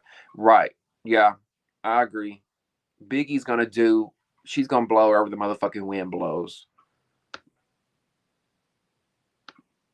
Unless you have the money and or the time, you can't really change a whole lot about how you look. That's true. That's true, Dorothy. Because it's very expensive. Those lip fillers, the Botox, the butt, the teeth, all that shit is very, very, very expensive. The average person can't afford it. So we all walking around looking natural. And ain't nothing wrong with that shit. I feel like we've all been so brainwashed or influenced to, you know, everything we see on TV programming. They say it's all, they say that's why they call it programming. And they call it TV. Tell a vision. Tell a vision. I believe it. Because it programs us to want to get the veneers, want to get the fucking butt, you know what I'm saying? Dorothy said the bar is in hell, right? Natalie's a big liar. Tease surgery is not even alleged. She admitted she's had everything done. Okay, exactly, right. Let's see what you look like before, T. I heard she was pretty before. Natalie is a lie. She knew what she was doing when she split the house up. Right, right. That's that Zoom call attire. You think so, Dorothy? I think you think this ain't too risque for a Zoom call. I used to dress like this in high school, you guys. I would get in high school, I was so notorious or scandalous, as you so to speak, infamous, because I was always doing something to get in trouble. And one of those things was I would wear shirts like this. And I would get pulled into the office by the principal, and he would be like, you need to button your shirt up. I'm like, but cheerleaders can walk around with their tits hanging out. That's okay. But because I'm a gay male, because I'm a gay male going to this small town country hick school, and you see something that you like, I'm gonna button my shirt up. Okay, we see each other. So yeah, I don't know if it would be Zoom call attire. They might get offended that the girls are hanging out. The hairy girls are hanging out. um, did you see the petition to have Anna removed from the show? for being scary, like when Seki and Rock pressed her, and for recent race comments. Ooh, I didn't see that, but that's a petition I would fucking sign. No, I don't know if I don't know. I might sign it. Would I? I don't know. I told y'all I would never get that invested in the show, but god damn it, if I gotta keep reporting on this shit, I don't want to talk about Anna Mac anymore. I want her to crawl into a hole and never be seen again. I don't mean like 6 feet under in a hole. Y'all know what I meant. When I said that, that sounded a little dark, but Mookie says, where's the petition? He wants to sign it. Bree and Kayla says she'll sign it too. B and Kayla, I'm sorry. Devin says, I'm just waiting for Anna to drop the hard N and R. I know she's biting her tongue. Her saying Rollie is going to have to sit out on the back of the bus solidified she's a racist. Wow. Because Anna Mac is not black, right? Anna Whack is not black. Isn't she like Dominican and white? So I'm like, why are you? First of all, you shouldn't be saying the word period, Anna Mac, because to the world, you're not a black woman. Second of all, you Dominican and white or whatever the fuck you are. I'm exhausted. I'm emotionally exhausted. I mean, the pajamas on the bottom, fancy on top, comfy on the bottom, but the shirt's super cute. Thank you so much, Dorothy. You're so sweet. Hey, Gabe, what's going on, boo? You gonna come in here without saying hey? Or maybe you did. I just didn't see it. Y'all peeped Janisha at the end saying, well, I wanted to say something, but never mind. I feel like she wanted to call someone out, maybe T or Scotty, about messing with Lemmy. Who knows? Well, Anna Mac said in the comments, and she's not the most credible person, but on Instagram, somebody said in Anna Mac's comments, are y'all going to talk about all the rumors and allegations about you and Lemmy at the reunion? And Anna Mac said, we did talk about it. Now, whether she was lying, I don't know, but she says that they talked about it. So my thing is, where's it at, Zeus? I guess y'all edited it out. I don't think they talked about it. Because had they talked about it, first of all, that puts Janisha in a very uncomfortable situation. And second of all, the only reaction we would have gotten, the only, like, I see Janisha like, the only thing you could have done, Janisha, was snatch them hoes up for fucking your man. Unless this is an arrangement, unless this is an agreement that you know about, that you don't care about. Because the word on the street is, what Lemmy does, allegedly. Word on the street is, you don't care. You be in the room. Bad and bougie, Sharice Mills from One More Chance said that you be in the next room while he tearing these girls up and guys up, allegedly. So Janisha's in on it all. As long as Janisha's family is took care of, because Lemmy moved her family to the United States. We know Janisha's from where? Trinidad and Tobago, or one of those islands. And Janisha wanted a better life for her and her family. So she came to the US. She met Lemmy. Now, Zeus blew up and he moved her family over here. He changed their lives. So Janisha don't care whose pussy he popping, as long as that American Express goes through. Can't say I don't blame her. Why the fuck stress over some shit that you already know about your man? She already know what kind of man Lemmy is. Why stress over it? Shit, I'm gonna go live my best life. And I'm sure Janisha getting dick down good too. And I don't blame her.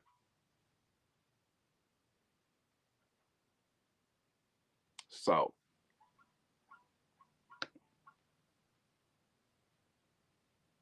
no, she's a white Latina who says the N-word. Sounds like not a narcissistic nun. Receptionista says Anna's not black. I thought so. I'm just not understanding wanting a relationship with a married / taken man. Nothing cute about that. It all boils down to insecurity, Janaea. They're just insecure women, is what it is, No shade, just what it is. Most of the time when somebody's fucking around with someone who is married or has a person, it's because they're unhappy with themselves. They're insecure. They want a man, they want love, and they'll get it at whatever expense they can get it. Shit, word on the street is she allegedly partaking in it. That too, Raven. That too. I heard she partake in the shit too. Now, allegedly. And I hope it's all consensual. I hope. Hey, Damien. Hey, Chad. Hey, how's everyone? Hey, Mystical. What's going on, boo? Thank you for being here. I appreciate that. How did you like the episode? Allegedly, Janisha and Lemmy aren't really married. I don't think they are married. No, they're not. They're not. I've probably said that before just because they look married to me, and I may have said, you know, her husband or wife, whatever, but they're not married from what I've been told. Oof, if she is in the other room and knows about when stuff goes down, she's going down too when it all hits the fan. But the thing is, Dorothy, you know what I was thinking? When the shit hits the fan, if she knows about what's going on, is what they're doing really illegal though? Now, I know Bad and Bougie, Sharice Mills, she accused Lemmy, she compared him to Harvey Weinstein, right? Do I still have that? Let me see if I can find that. Do I still have that?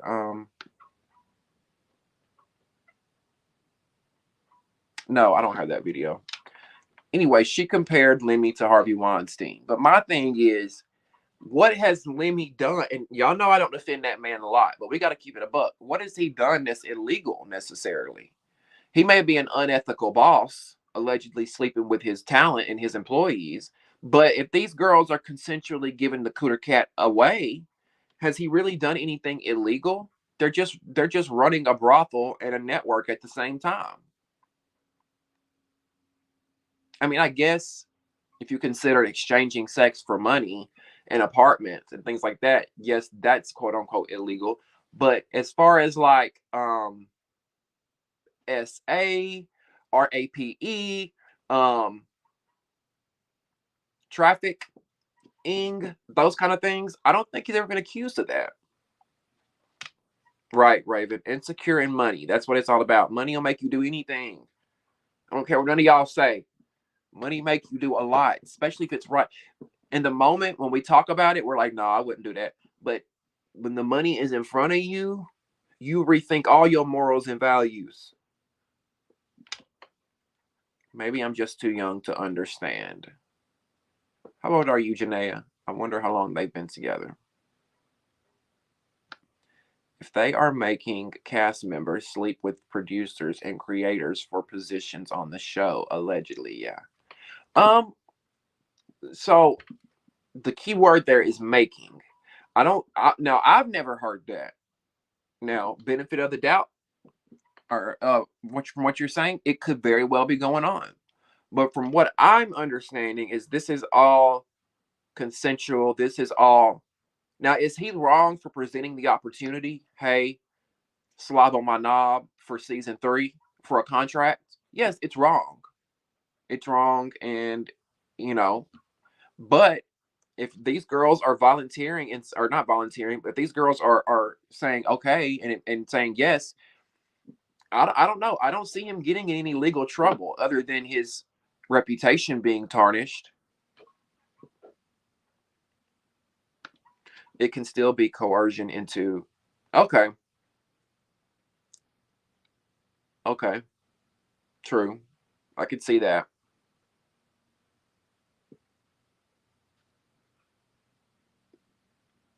Jan- 17. Oh shit. Child. Janaea. Now, Janaea, I appreciate you being here, and I would love for you to stay. I ain't gonna tell you to leave. I ain't gonna kick you out. However, I typically like for my audience to be 18 plus. Nothing against you, my love, only because you know we talk about some raunchy things over here, and you're practically an adult. However, you still underage, and listen. I'm sure there could be underage people watching me, and I don't know. But it's just sometimes that's a little scary. Only because I know that my topics. Listen, we talk shit over here, baby. We be talking some nasty stuff. Yeah, I don't want nobody's parents coming on my shit Talking about, why did my daughter see this? Why is my daughter talking about Barbie scissor kicks all of a sudden? Listen, thank you, Janaea, for being here, okay? I appreciate you so much. Don't take anything I say serious, all right?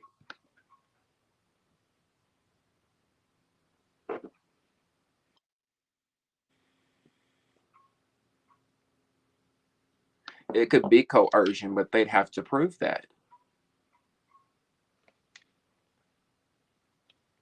Exit stage left. Just know a few women from the Baddies Caribbean audition was in the back getting clapped, allegedly, and the clap from Lemmy, allegedly. I heard that's where it goes down. He picks them out like Razor and Anna was picked. Oh my God, Devin, you know what's so sick about that? I just kind of like had a epiphany. What if that is true? Because I've always said, why do they have auditions for this show? It's not American Idol. It's not America's Got Talent. There shouldn't be a reason for you to audition for baddies. You should be sending in a casting tape, a 2-minute casting tape telling who you are, where you're from, why you want to be on the show, what makes you different. That's it. The fact that these girls are showing up to these auditions now makes Devin's statement look a little accurate. What if this is all a big audition to be in Lemmy's brothel, be a part of Lemmy's alleged trick or treat? That is sick. What's sad about it is I can see it. While he probably sits in the background in the shadows, looking at all these women, thinking who he gonna next. Now, I'm not saying this is true. This is all alleged. This ain't even alleged. This is what's the word I'm looking for, y'all? Assumption. Now, Devin is saying it with her whole chest, but that's alleged down there, okay? And we don't know that to be true. We don't know that to be true. But it's not far-fetched. I think the auditions are another way for them to make money and get more subscribers and keep your subscription intact. And I think it's another way for them to recruit prostitutes to join the network, allegedly. That's what I think. I just had a moment, Devin, because the whole time I never thought of that, but you're completely right. Damien, I think you should be fine as long as they don't join the live. That's a good point, Raven. Thank you. Because that's like a 16, 17-year-old at home watching something that's for an adult. The producer or the creator of that content can't help that they're watching it, right? As long as they don't include them in the content. Good point. Thank you. I'm always trying to, listen. I might not come on stage tonight due to real life stuff, but I love you and appreciate you. Mystical, I love you and I appreciate you too. And I had mentioned you a little bit in the video earlier, so you go back and watch. But that's okay because I don't think I'm going to bring anybody up tonight. I'm sorry, y'all. I hate to break that to y'all. Only because if I do, y'all already know we'll be up here till 6 a.m. And I say every week that I cannot do that, and I end up doing it. And tonight, I mean it. I cannot do that because I got to be up at like 8. And if I'm up here till 4 or 5, I'm going to be a grouchy bitch in the morning. So tonight, I almost did not even go live. I was just going to pre-record this and upload this, but I said, no, we've done it for 22 weeks. We're going to finish it out strong, 23 weeks. And I'm going to start going live again with Baddies Caribbean. But I love and I appreciate you too. And I hope whatever you're going through, whatever you're dealing with, that you overcome it, because I know that you will. Because you're a very smart person and a strong individual. And yeah,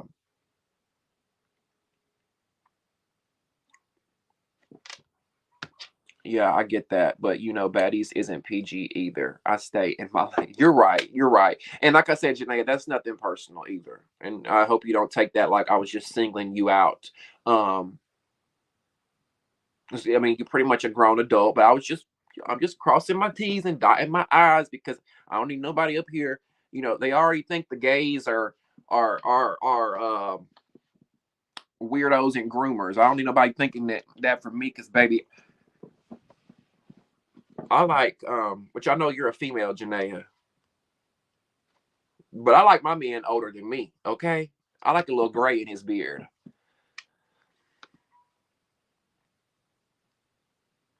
Cabaret. What you mean, baby? Jazzy Mains. Thank you for joining. I think you're new here. What do you mean by cabaret, love? Right, because everybody in the cast is already picked. Yep. Devin thinks there's a special audition room. You think so? Kind of like at the strip club where you got the private room in the back?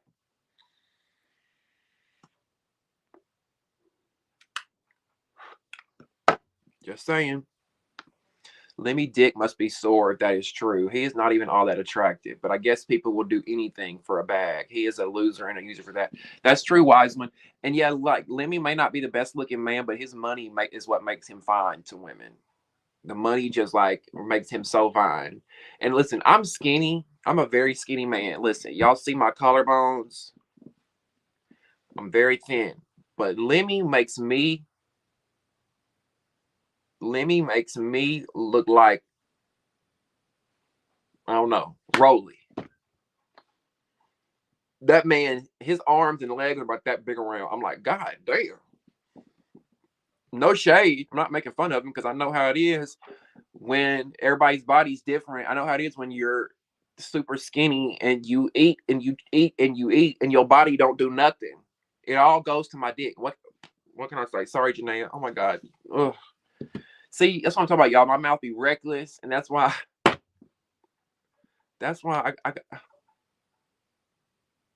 I don't think the Harvey Weinstein is right for Lemmy. Not defending him, but these girls willingly go on these shows, post they lavish Dubai trips. So come on. I can see what you're trying to get at, Barbie. Like, there's no evidence and there's not been any accusations that he's done anything on the level of a Harvey Weinstein. And that's a hell of an accusation to throw out there if we don't have no concrete proof. Now, y'all know we'll talk about it all day long, what goes on over there at the Zeus Network, allegedly. But I ain't heard nobody say this man has DRUG'd them. I ain't heard nobody say this man has RAPE'd them. I ain't heard nobody say nothing other than this man is unfaithful to his woman, allegedly. This man offers roles, positions, money in exchange for sexual favors, allegedly. And that's half of the men in this country. Now, I'm not saying what Lemmy's doing is right. And I will continue to talk about what he does over here as long as I can. But if he's not doing the Harvey Weinstein type shit, I don't think it's fair for him to be put in that. What he's doing is wrong, absolutely. But come on now, how you audition for a show like this? What do you do? Jay, you're a male, right? You're a male or a female? Because if you're male, Zeus doesn't do many shows with male casts. You'll have now they do, but not as much as a female show, female cast. So, Bobby, I Love You Per, and I don't know if you're gay, straight, or what, but Bobby, I Love You Per, the dating show, if they bring it back, and Bad Boys would be a show that you could audition for. And how do you audition for them? Go follow Zeus Network's page. They post casting anytime they do a show. It's very simple. I mean, now most of the time you got to show up for their auditions. You can't just send in a video.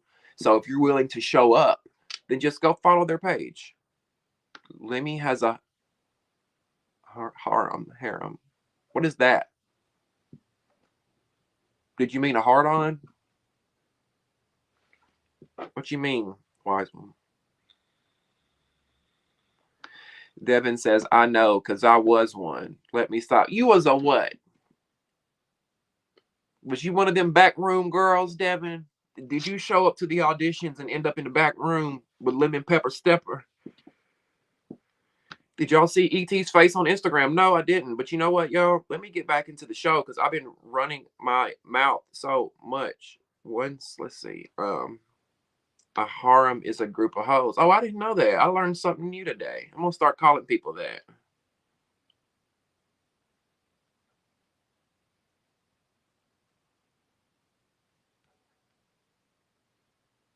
Yeah, Dorothy, it was on I keep referring to Bad and Bougie. Sharice Mills, the girl from One Mo Chance, right? She did a podcast with, was it No Jumper? I forgot who it was. And she was talking about her experiences with Lemmy. And she said that he offered her, roles and things in exchange for, you know what? And she compared him to Harvey Weinstein.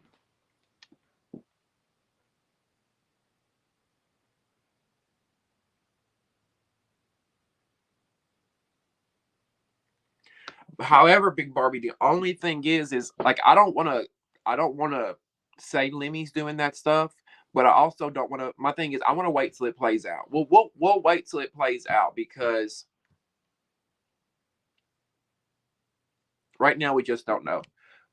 Glitter, are you still doing now? That's TV recaps. Um, is there a new show airing? I'm sorry, y'all. I haven't been keeping up, but the last I did was South Central Baddies and Young and Reckless, and the numbers did well. Like the views were doing well when I did those shows. So I would go back to talking about it if you guys want me to. But what show is airing? Y'all put me on game because I haven't been paying attention. Um,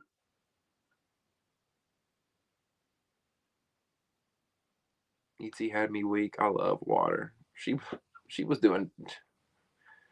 Um, let's talk about, they are filming South Central Dollhouse right now. Now, when that comes out, I will definitely be talking about that one.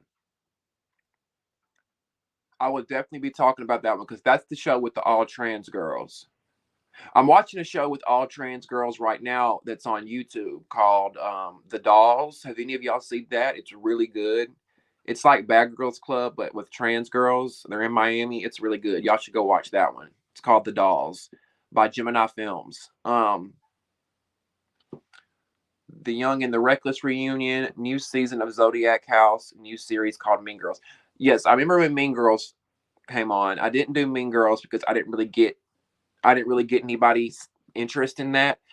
Zodiac House, I've heard of. I'll look into doing that one. And the Young and the Reckless reunion, I forgot about that because they took weeks to air the reunion. I gotta go back and watch that and review it. Raven, is it fresh or is that been aired? Because I don't like doing stuff that's been aired.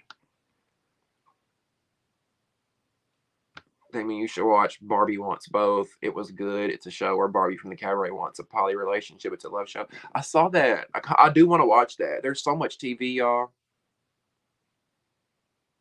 There's so much TV. I'm trying to keep up with it all. I actually don't like Mean Girls. Okay, good. I dodged a bullet.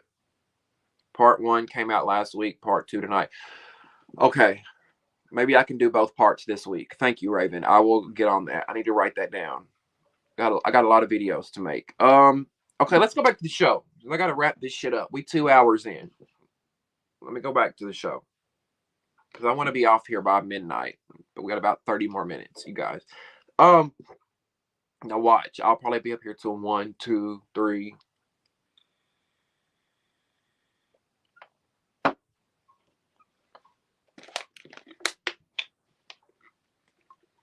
Now Biggie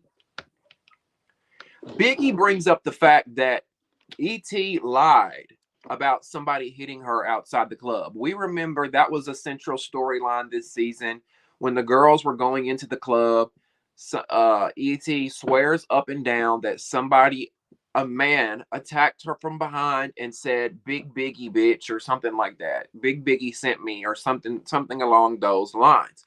Now, Biggie says, "ET, you're a liar. You've told 5 different stories at this point." And I'm starting to believe that she kind of did because at the reunion, she was saying things that she said differently in the confessionals. What do y'all think about that? Now that the reunion is played and Biggie's calling ET out on this, do y'all think ET really got hit by somebody in Biggie's camp? Do we think that Biggie sent someone after ET, or was ET lying this whole time? Was ET trying to stir up shit? Was she trying to self produce? Did she have Natalie in her ear telling her to do this? Say this. I don't know. What do y'all think? Barbie says, "I'm so glad that lie was finally debunked. Like it was the central storyline and it was a whole lie." Okay. Devin says, and Biggie lied and said Stunna's boyfriend, who was incarcerated at the time, pointed at her. Then she said Stunna and her fought twice outside. Then she changed it to it was safe. Yeah, Biggie is a known liar. Now we can go there. We can say that about Biggie. She known to lie. She gonna lie until she can't lie no more. Why was Natalie all of a sudden so bold when ET left the stage? Right. Good point, Mystical. Because I mean, Natalie was saying all that shit with her chest. You're broke. Nobody likes you. You're this. You're that. I was like, damn, damn.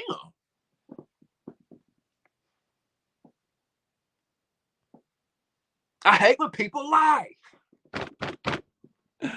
E.T. lied, and that's when she really lost the audience's favor. Yeah, she can't keep up with her lies.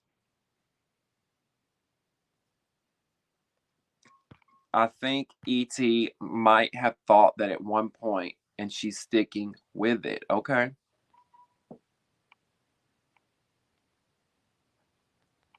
E.T. did Sapphire in and out. Yes, Mystical. We talked about that earlier. I said she did her in. 3-hour cutoff tonight. Right. We can't. Right.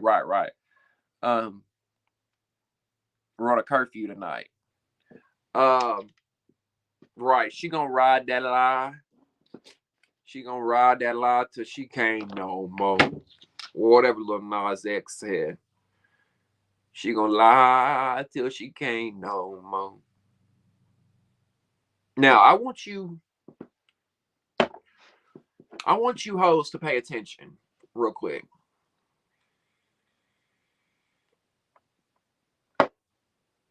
And when I say you hoes, I'm referring to you motherfucking hoes in the comment section of my Rollie video that I did about Rollie being fired from Baddies Caribbean.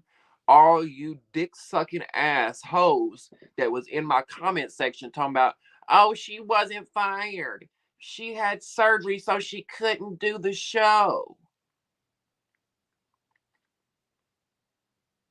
This is for y'all, okay? This is for y'all.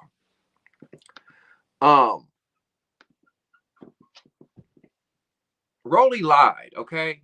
And what pisses me off is that people weren't even watching the video. People weren't even listening to what I had to say. They were just seeing the headline that said Rollie fired from Baddies East. And they were like, oh, you didn't even watch the video. But thank you for the view. Thank you for the clicks. If you would have watched the video, you would know, or if you were a regular here, you would know that I'm a Rollie fan. And I have been since Baddies South. I love Rollie. She's one of my favorites on the cast. So what I'm saying is not to bash Rollie. I don't hate Rollie. It's nothing like that. I'm keeping it a buck with y'all because I've said it 100 times and I'll say it again. I've worked in this industry. I know how it works. Okay. And granted, I don't know everything. Who the fuck does?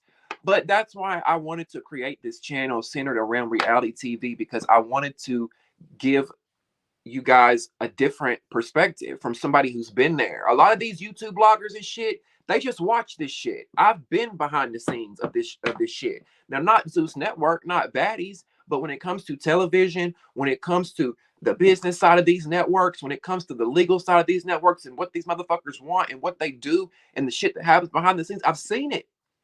And what I know with Rollie, I called it, y'all. I called it. You know, we talked about it here. When I did the video about the petition that got 200,000 fucking signatures on it, damn near, I said, this is going to really put pressure onto the Zeus Network to get rid of Rollie. Had it not been for this petition, I don't think they would have got rid of Rollie. They had her in the Baddies Caribbean teaser. Rollie was casted for Baddies Caribbean. She told us that in that video. If you go back and watch, I talked about it. I played the video where when Rollie, the only truth she told in that video is when she said, I was casted for Baddies Caribbean, but now everything after the but was a lie. You were casted and then they withdrew that. Rollie. Now, why I say that is because at the reunion tonight, Rollie spoke about her final thoughts, right? Now, if you listen to her when she's speaking on her final thoughts, at the beginning, one of the things that she says is that she says some shit like yada yada yada this season, blah, blah, blah, blah, and then she says, I'm excited for next season. She may have even said, I'm excited for Baddies Caribbean, but she said one of the two. I'm excited for next season. I'm excited for Baddies Caribbean. Now, follow me here. The reunion was filmed less than a month ago. The reunion was filmed, what, 3 weeks ago? Maybe a month ago? In January? So, Rollie, you're telling me that from the time the reunion ended up until now, which was a couple of weeks ago, that you decided, oh, I got surgery. I can't do the show anymore. Because that was her excuse. Rollie's excuse in the video that we talked about was that she had surgery and she didn't want to bruise her body or have complications or whatever the fuck her excuse was. She used her surgery as an excuse, pretty much. And I call bullshit on it, Rollie. Just a couple weeks ago, you were excited for the next season. You already had your surgery by then? Or did you have the surgery after the reunion? Why would you have surgery if you knew you were going to go on the Caribbean show?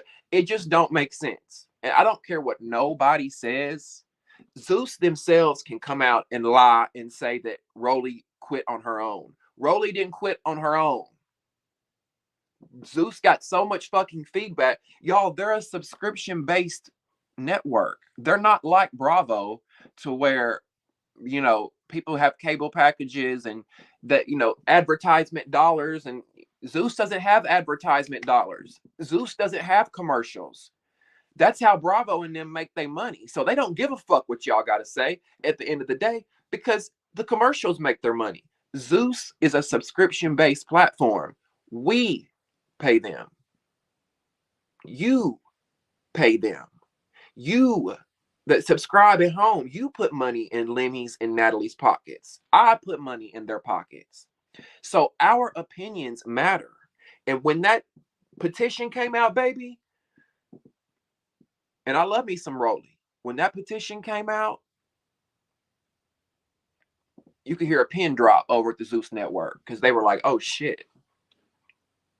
Because like I told y'all, out of those 200,000 something people that signed that petition, how many are going to unsubscribe to Zeus Network if Rollie is back? Because a lot of y'all hate her that much that you're not going to watch, or you say you're not going to watch. So how many subscribers are they going to lose out of those damn near 200,000 that signed that petition? Y'all still think Rollie quit on her own? Okay. Keep believing that lie.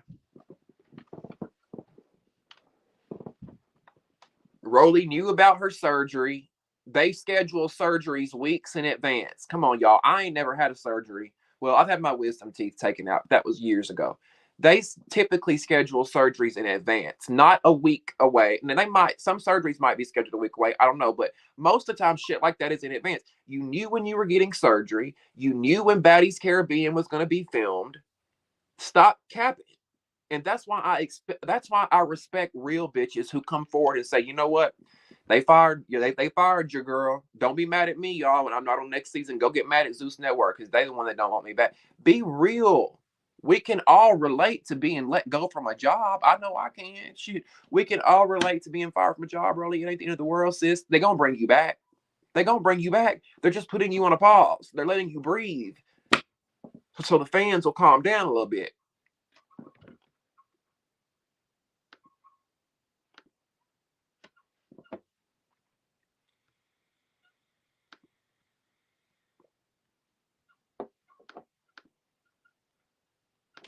Yeah, usually emergency surgeries are planned a week before. Rollie had a regular cosmetic surgery. Right. I remember seeing Funky Dineva talking about getting his foot. He got surgery on his foot, and I remember hearing him talking about it, saying he had to rearrange his schedule for something because his foot surgery was a month or two away. Like, nobody buys that shit. Plus, they lost a shit ton of subscribers at that time too. I believe that, Raven. I believe it. The season was so stretched out. People were so sick of the shit. They were tuning out left and right. I saw so many comments that said, I'm unsubscribing. I'm unsubscribing. So thank you, Raven. Not only did they have the potential to get hit with a lot of unsubscriptions, they did, or unsubscribe, whatever you want to call it. They did. People unsubscribed. So it's a business. It's nothing personal. They had to do what they had to do. Sorry, Rollie, we got to let you go. And I'm gonna move on from this. On the flip side, on the flip side, for Zeus Network, if they let Rollie go, not only are they pleasing a lot of the fans, but they're saving a lot of money. Why pay Rollie $100,000 when you can pay Becca off the street $10,000?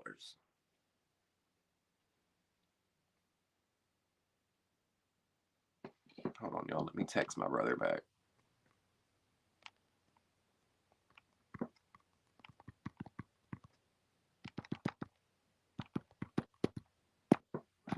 Okay.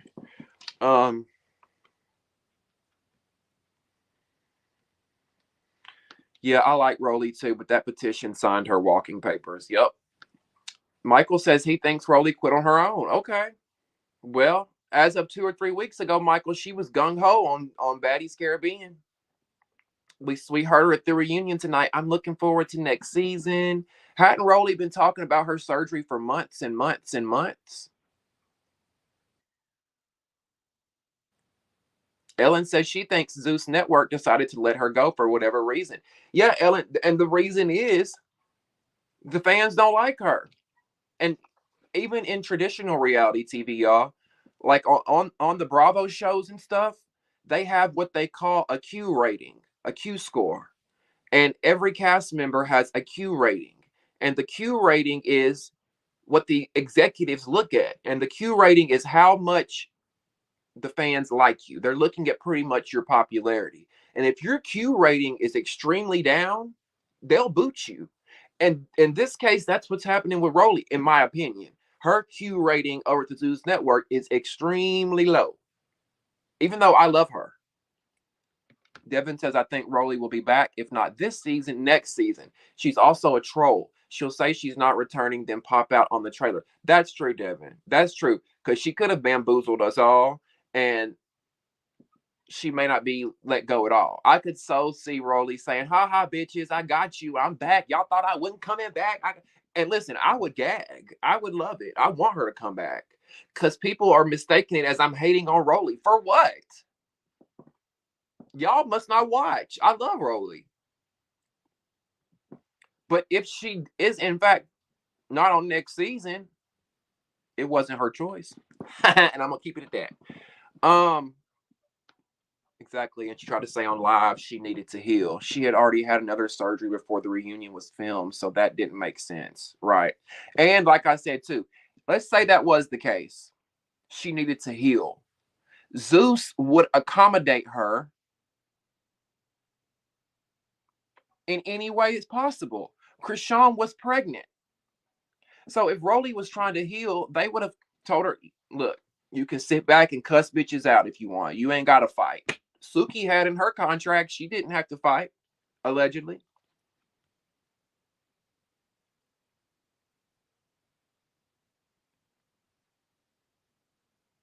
Thank you, baby. I try to.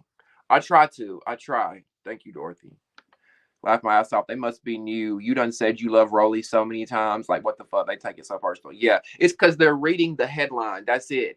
I mean, they see the headline, Rollie fired, and they immediately go into attack mode. Like, it's like, girl, listen, open your ears. Just listen. I love Damien because he's transparent. Thank y'all. Don't get me up here turning red. Thank you for the compliments. I appreciate that. I love you so much, Barbie. My BFF tripped on her own 2 feet. LOL. It's not giving. I love it when you call me Big Pop. Mystical and her Biggie.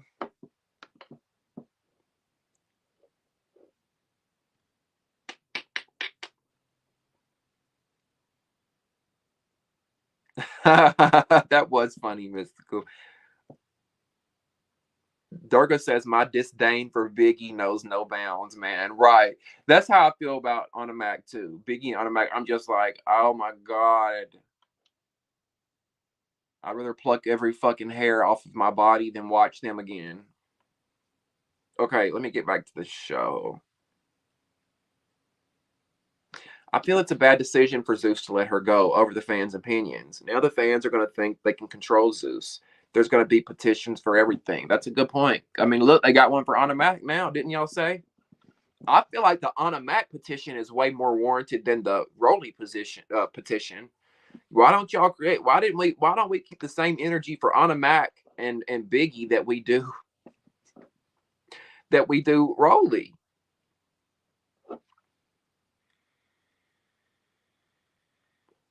Barbie says, I'm turning into mystical. I'm a Biggie defender. I love her. I don't care. Well, look, that's okay. Biggie's got fans.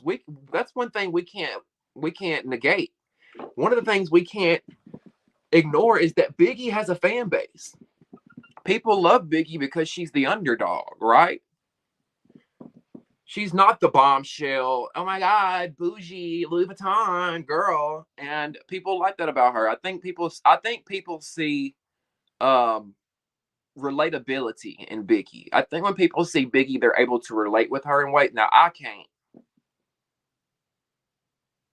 but I can see how some could, because we've seen Biggie's chin hairs, right?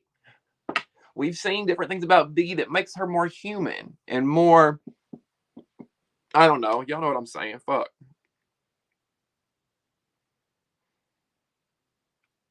Anna is more dumb. They probably don't have to pay her as much. Yeah, Anna was probably. Look, we've talked about it. She's been following the Zeus Network Sprinter van around since Baddies ATL, damn near. All they got to do is give Anna $1.25, a corn dog, and a beer, and she'll be all right.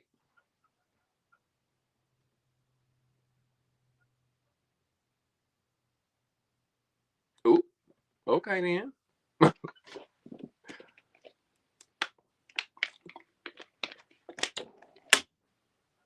If she's on this season, they will lose so many subscribers. The Rollie hate is over the top, though. Yeah, she's an instigator and a bully, but she ain't extremely evil. Well, my thing is, the Rollie ain't doing nothing no different than the rest of these girls are doing. Same thing I said with ET. A lot of y'all girls be doing the bully type shit.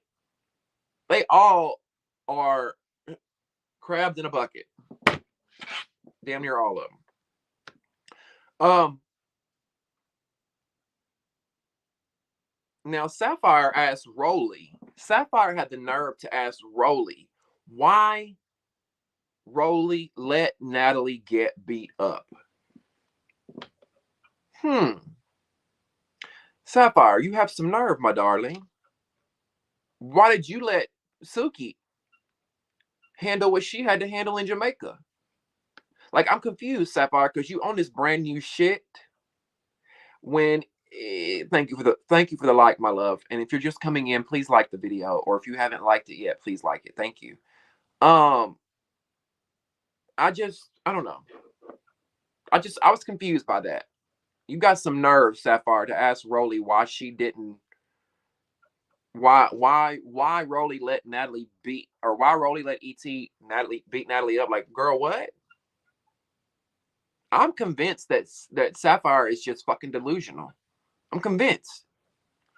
Now, Scotty, when she was talking, the only thing we got out of Scotty was her, tagging T in the head, and we gave Scotty our props for that. But she was talking about she said at one point to Automatic, Automatic, I think if you and I would have started off on a different foot, things would have been better. Da, da, da. She said, I'm a grown woman. I'm a businesswoman. And I'm just confused because I'm like, well, Scotty, what is your business?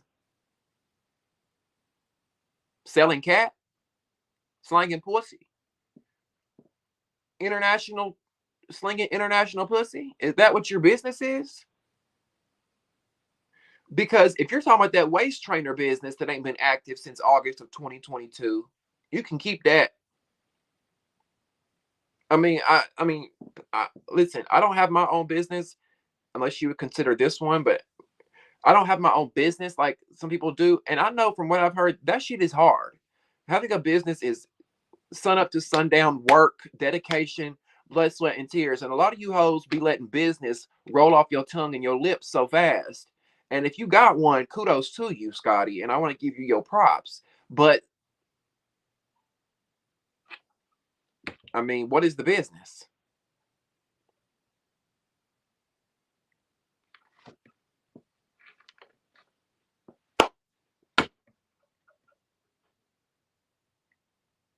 And that's less than smart, in my opinion. Because Scotty, you've been on TV for what? This is your third year, second or third year. You've been consistently on TV, and you have nothing to promote. You could have been making so much money. Wait, what are you doing? That site has been inactive forever.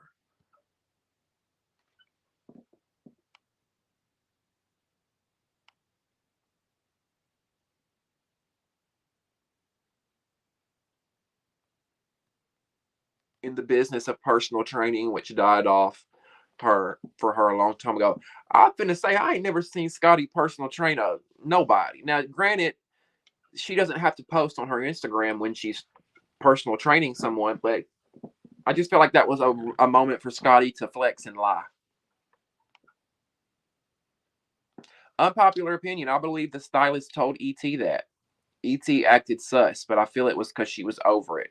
She posted a voice recording of the stylist hyping her up, but he said he doesn't talk to her. Where's that audio at, Devin? So I can go investigate. You laughing more than you should. Good. That's what I want y'all to do here. I want y'all to laugh and have a good time. This was definitely ET's reunion. She won me over not being afraid to fight Seki 4 rounds and the rest. I love how at the end her final words was, "Who else wants to catch the fade?" Right. She called out Mariah, Biggie, and who was the other one? T. I don't know. She said, "Y'all want to fight?" It gave Megan James. Anybody want to fight? It gave that. It's on the blogs. It was posted a day or two after the reunion. I need to go find that. Right. Too loosey goosey. Barbie says, "Why not confront the stylist, then ET? Because now you look like. Why not confront the stylist then ET? Because now you look like a liar." Yeah, I really wish she would have done that. Because I understand where Devin's coming from when Devin says that ET was probably over it. However, I'm still on the side of her not, because that situation seemed all too familiar. Y'all never been in a situation like that where you feel like somebody's lying, so you try to bring them together?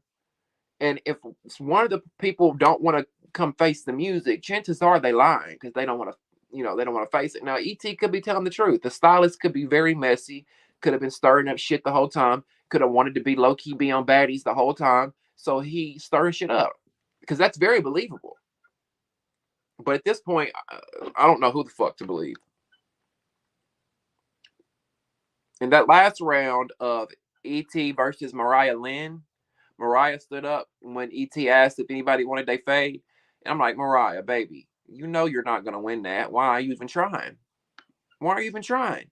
And I don't know why Sapphire wanted another round either. You and Mariah Lynn cannot fight. Why do y'all want to fight this girl who's obviously going to twist and turn your head around like the exorcist?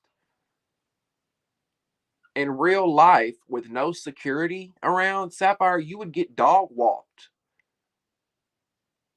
In real life, with no security, Sapphire, ET would ET would take you from motherfucking Sapphire to rock to stone real quick. I mean, a lot of these girls were capping. Y'all remember after the reunion when we did our little Baddies East tea? I did a video on the tea from the reunion.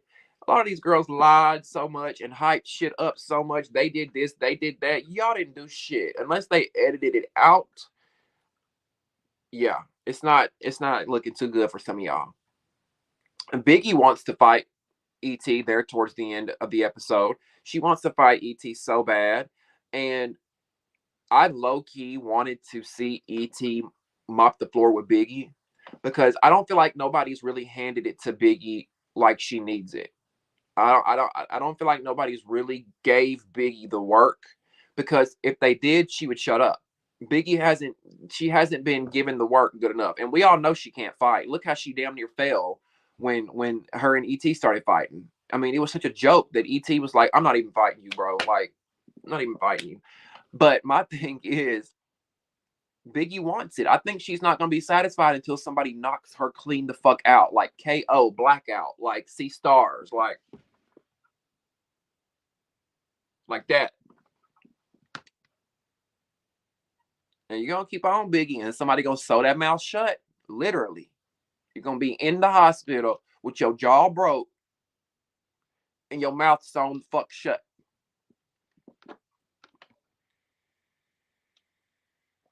Now, we talked about it earlier. If you weren't here and you missed it, we talked about how Anna Mac was a weak, simple-minded little cunt. How and again, I've talked about how ET has not been my favorite. However, we see how Anna Mac came around and snuck ET, boom, punched her out of nowhere. Now, typically I would have said, well, ET, you probably snuck before too. However, my issue here is that Anna Mac doesn't have that energy when there's no security around. Anna Mac doesn't have that energy when she's face to face with these girls.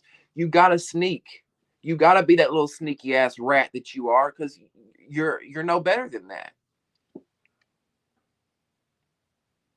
She's a simp. She's weak. She's lame. She's a cocksucker. She's no good. Security saved those girls, really. Biggie and Anna Mac both. Security saved y'all.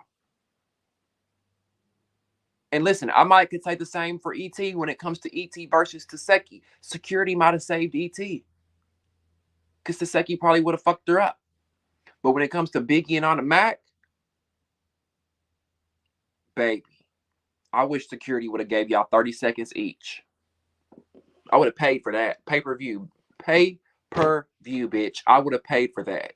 Let me see round for round of Taseki, or not Taseki, of ET versus Biggie and ET versus Anna Mac. Put that on Bad versus Wild. Now, Sky, Jaheim mentioned this earlier. Jaheim said that, which Jaheim is one of our subscribers, for those that don't know. Jaheim said in the comments that Sky looked like she was on something. And I got to agree with that. Because did y'all see at that one point when Biggie and ET were going at it, Sky was standing behind Biggie in total zombie mode, like this.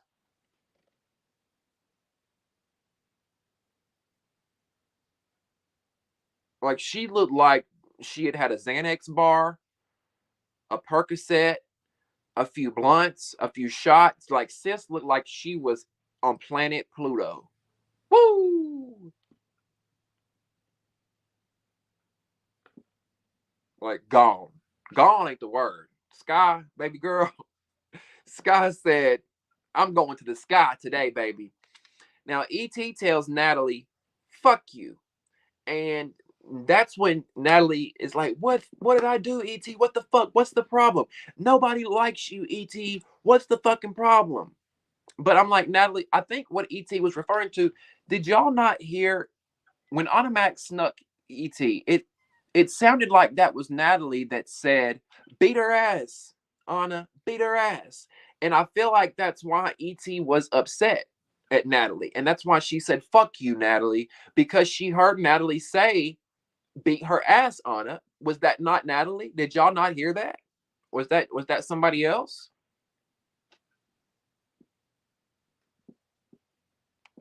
Oh shit.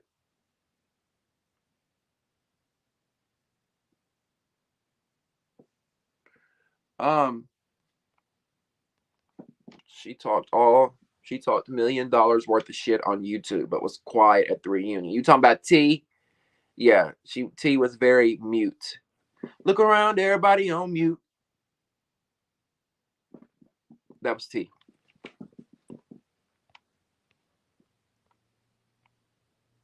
ET better than me. I wouldn't be able to sleep. She should have got Anna that same night. That's what I said, Devin. That's what I said. And I think Taseki thought that ET was scared of her when Taseki was like, after that thing with Anna Mac, Taseki was like, come on, ET, come on. But ET was so pissed and distracted from the fact that Anna Wax, weak ass, had just snuck her. That's all she was focused on. And I don't blame her. If that was me and a bitch had just done that, yeah, you wait till these cameras go down and you wait until you walk out that dressing room. I don't blame her. I agree with that. But yeah, Natalie let her true feelings out about ET. We saw that, right? We heard Natalie's true feelings. You're broke, you're dusty, you're a bum, you're this, you're that. She's not a baddie. I feel like it made Natalie look really bad. Like, even if you think that, like, you're the EP still, this girl still respected you and looked up to you. And that's honestly, I feel like ET's more hurt than anything. And I'm not defending this girl by no means. I'm just trying to put myself in her shoes because I know that Natalie manipulated her and used her, just like she manipulates and uses everybody that's around her. Yeah, I don't know. I didn't like it because she's broke, she's dusty, she's a bum, she's this and she's that. But you wanted her on the show. You had her on private jets. You were paying for everything for her. It's just giving you're fake as fuck, Natalie, and everybody can see right through you and that Jay Leno ass chin that you got. Now, Nene said at the end of the reunion, this is how I know Nene didn't watch the show, okay? Because at the end of the reunion, she says, I think everybody should stay and they shouldn't change anybody. I'm like, Nene, did you prepare for the reunion? Did you watch Baddies East? You would replace anybody? Girl, I know that's how I know Nene didn't watch. Because there's no way she could sit through 20 more episodes of the same cast. There's no way. Now, the reunion comes to an end and they play I guess a music video for the Baddies East theme song, which is performed by Matt Cash. We talked about Matt Cash earlier tonight. One of y'all said he was cute, and we talked about how he is a cute little white boy. But it was random. The music video after the reunion was random because it was Jayla, Mariah Lynn, Natalie, Janelle, Scotty. Who else? A few of these girls were on a boat, on a yacht out in Dubai. We know what goes on in Dubai. And I'm just like, what's the point of this? The only thing I could think of at first, I was like, oh, is this a Baddies Caribbean teaser? But then I'm like, wait, no, they're in Dubai. So why would they give us a teaser if they're in Dubai? But then I was like, okay, is this the Baddies Caribbean cast? But then I'm like, no, I don't think they would bring Janelle back. Now, Mariah Lynn and Scotty and Natalie, we know they're coming back. But now Jayla being there, I'm like, if they bring Jayla back, now I don't hate Jayla. I don't despise her like I do Anna Mac and Biggie and others, but I don't see it for her. I just don't see it. I don't get what it even though I don't care for Natalie, Natalie's a star. You know what I'm saying? Like, I can say that about Natalie. She's a star. Jayla is not a star. If y'all go back and watch Jayla's season with the twins, what season was that? 14?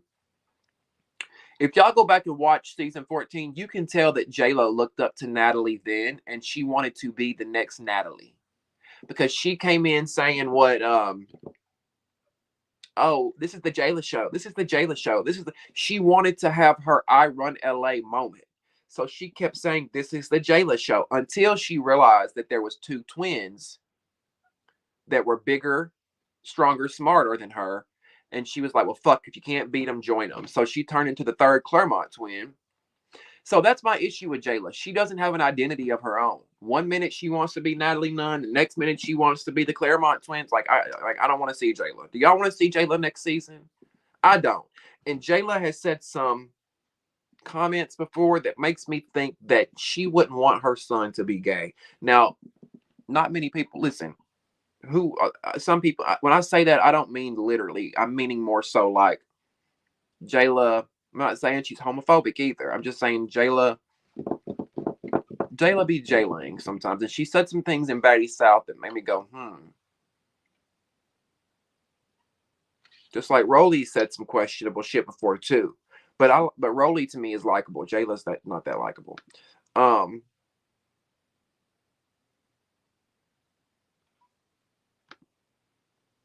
what y'all saying? I do feel like she'll bandwagon Natalie because she went bankrupt from a lawsuit. I think it was a 10,000. Oh, I heard that. I heard that her swimwear company went bankrupt or something. I hate that for her. I really do. Like, Jayla's not my favorite, but listen, anybody out here hustling, grinding, getting it, trying to do something, especially in the fashion industry, that's a hard industry to break into. Get your name and get your name out there. And she had her shit. Her swimsuit line was in Miami Fashion Week or Miami Swim Week, and that's huge. So I hate that for Jayla. I really do. Congrats, Jayla. You were on one of the most forgettable seasons of BGC. Yeah, and I feel like she was on the season that got BGC ultimately canceled too, because after that lawsuit from the Claremont twins, they never recovered from that. After BGC 14, they literally were putting them girls in warehouses. Without the twins, who would Jayla be? Exactly. Exactly. Now that's if Zeus could get the Claremont twins, that's what would gag me. I don't think the Claremont twins would ever do it because Zeus don't have enough money. Or yeah, they have enough money. I just don't think they would spend it on them. Because the Claremont twins would be a big bag. Because you got two of them, and you're gonna have 6 figures. Jayla don't come wearing white. Pack it up. Right. She stays on theme, don't she? With that white. She gonna wear white, baby. She gonna wear white. I exited the Zeus app as soon as his performance started. I wonder what percentage have watched it. Doesn't it feel like to y'all that they really promote that guy a lot? And I don't care, nor is it a big deal. I just don't understand why they try to force Matt Cash down our throats. Like I know they're trying to do Zeus music. So like, is this a way for them to try to launch? I don't know. I don't know. They need to separate. They need to create a separate category for these music videos on their platform instead of trying to tack them on to the beginning or end of episodes taking up screen time. I agree, Dorothy. Like I said, they're doing their whole Zeus music thing, but it's like let's keep that separate. Like I understand if you want to advertise, hey, Zeus music coming soon, but leave it at that. We don't need to see a music video afterwards. I don't know. It just didn't. I guess if it made more sense, I could understand it. Like had the girls film, like you remember how on Bad Boys they did a music video. All the boys did a music video. Okay, it makes sense to air the music video, but this didn't make any sense. Janelle gives Mean Girl to me. Really? I always like Janelle. Now, maybe I need to go back and watch. But Janelle always seemed unproblematic to me.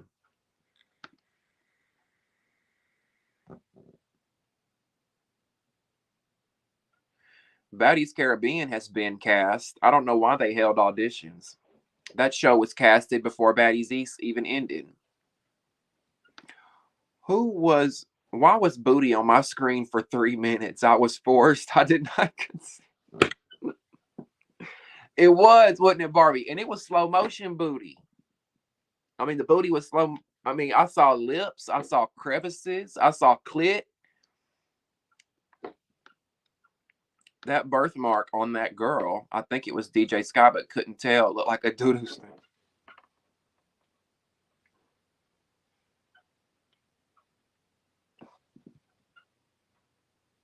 Nini's a lie. Like, girl, all that shade for Anna and clear disdain for Biggie and E.T., but you don't think anyone should leave. Right. Now, come on, Nini.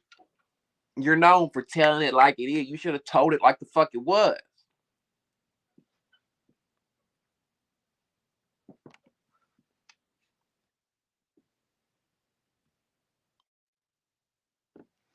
I agree. The fact Natalie quickly started to insult her using insults fans have made showed she never cared about ET. She probably did set ET up, but ET is her own individual. Right. Right. And again, the setup was E.T. do this, E.T. say this, E.T. pour the bottle of water on the head, E.T. do that. That was the setup, right? Because E.T. thought, okay, I'm doing what they do in TV. I'm doing what the producers say. I'm doing what my boss says, only to be fired and discarded of when they don't get the reaction that they wanted. My thing is, what the fuck, Zeus? Did y'all think that the fans were going to eat that up? That just shows how out of touch they are over there. Y'all thought the fans were going to eat up, or Natalie, let me say Natalie. That shows how out of touch she is. Y'all thought they were going to eat it up with E.T. pouring water on Smiley's head and doing all the shit she did? Hell no. We don't want to see that shit. That's a turnoff.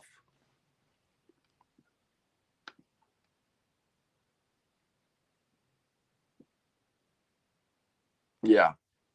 Why did E.T. randomly say, "Hey, Nene Lee, you look pretty"? Was she being sarcastic? I think so. I think it was more so like "I'm not paying attention to you girls. Fuck you. Hey, Nene, you look pretty." That kind of thing, you know?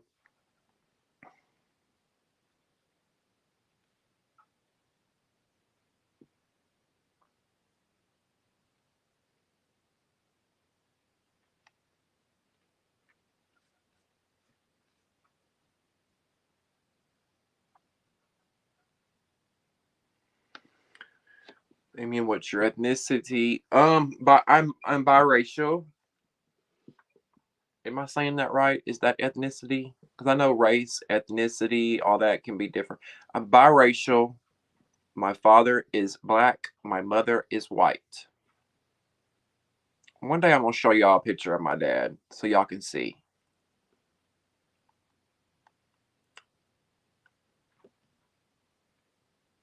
My dad and I just re my dad and I just reunited and reconnected after like because he was never really in my life.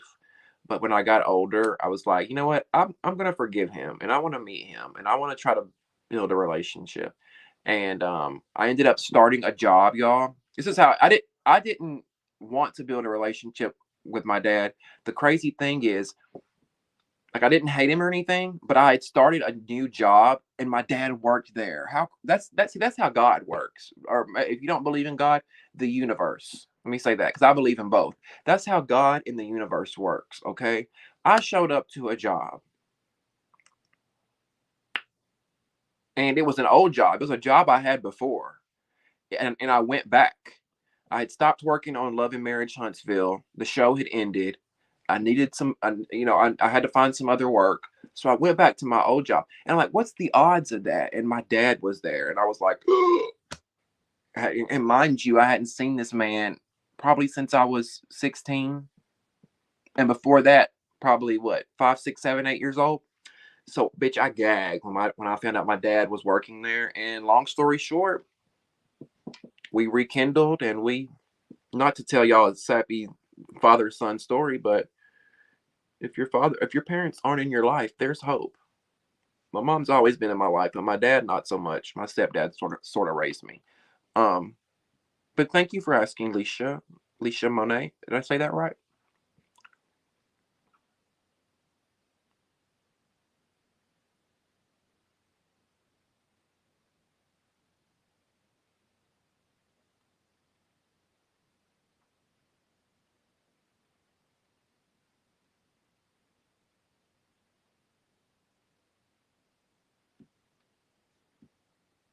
What? I'm trying to figure out what you're referring to. Are you talking to Barbie there, Devin?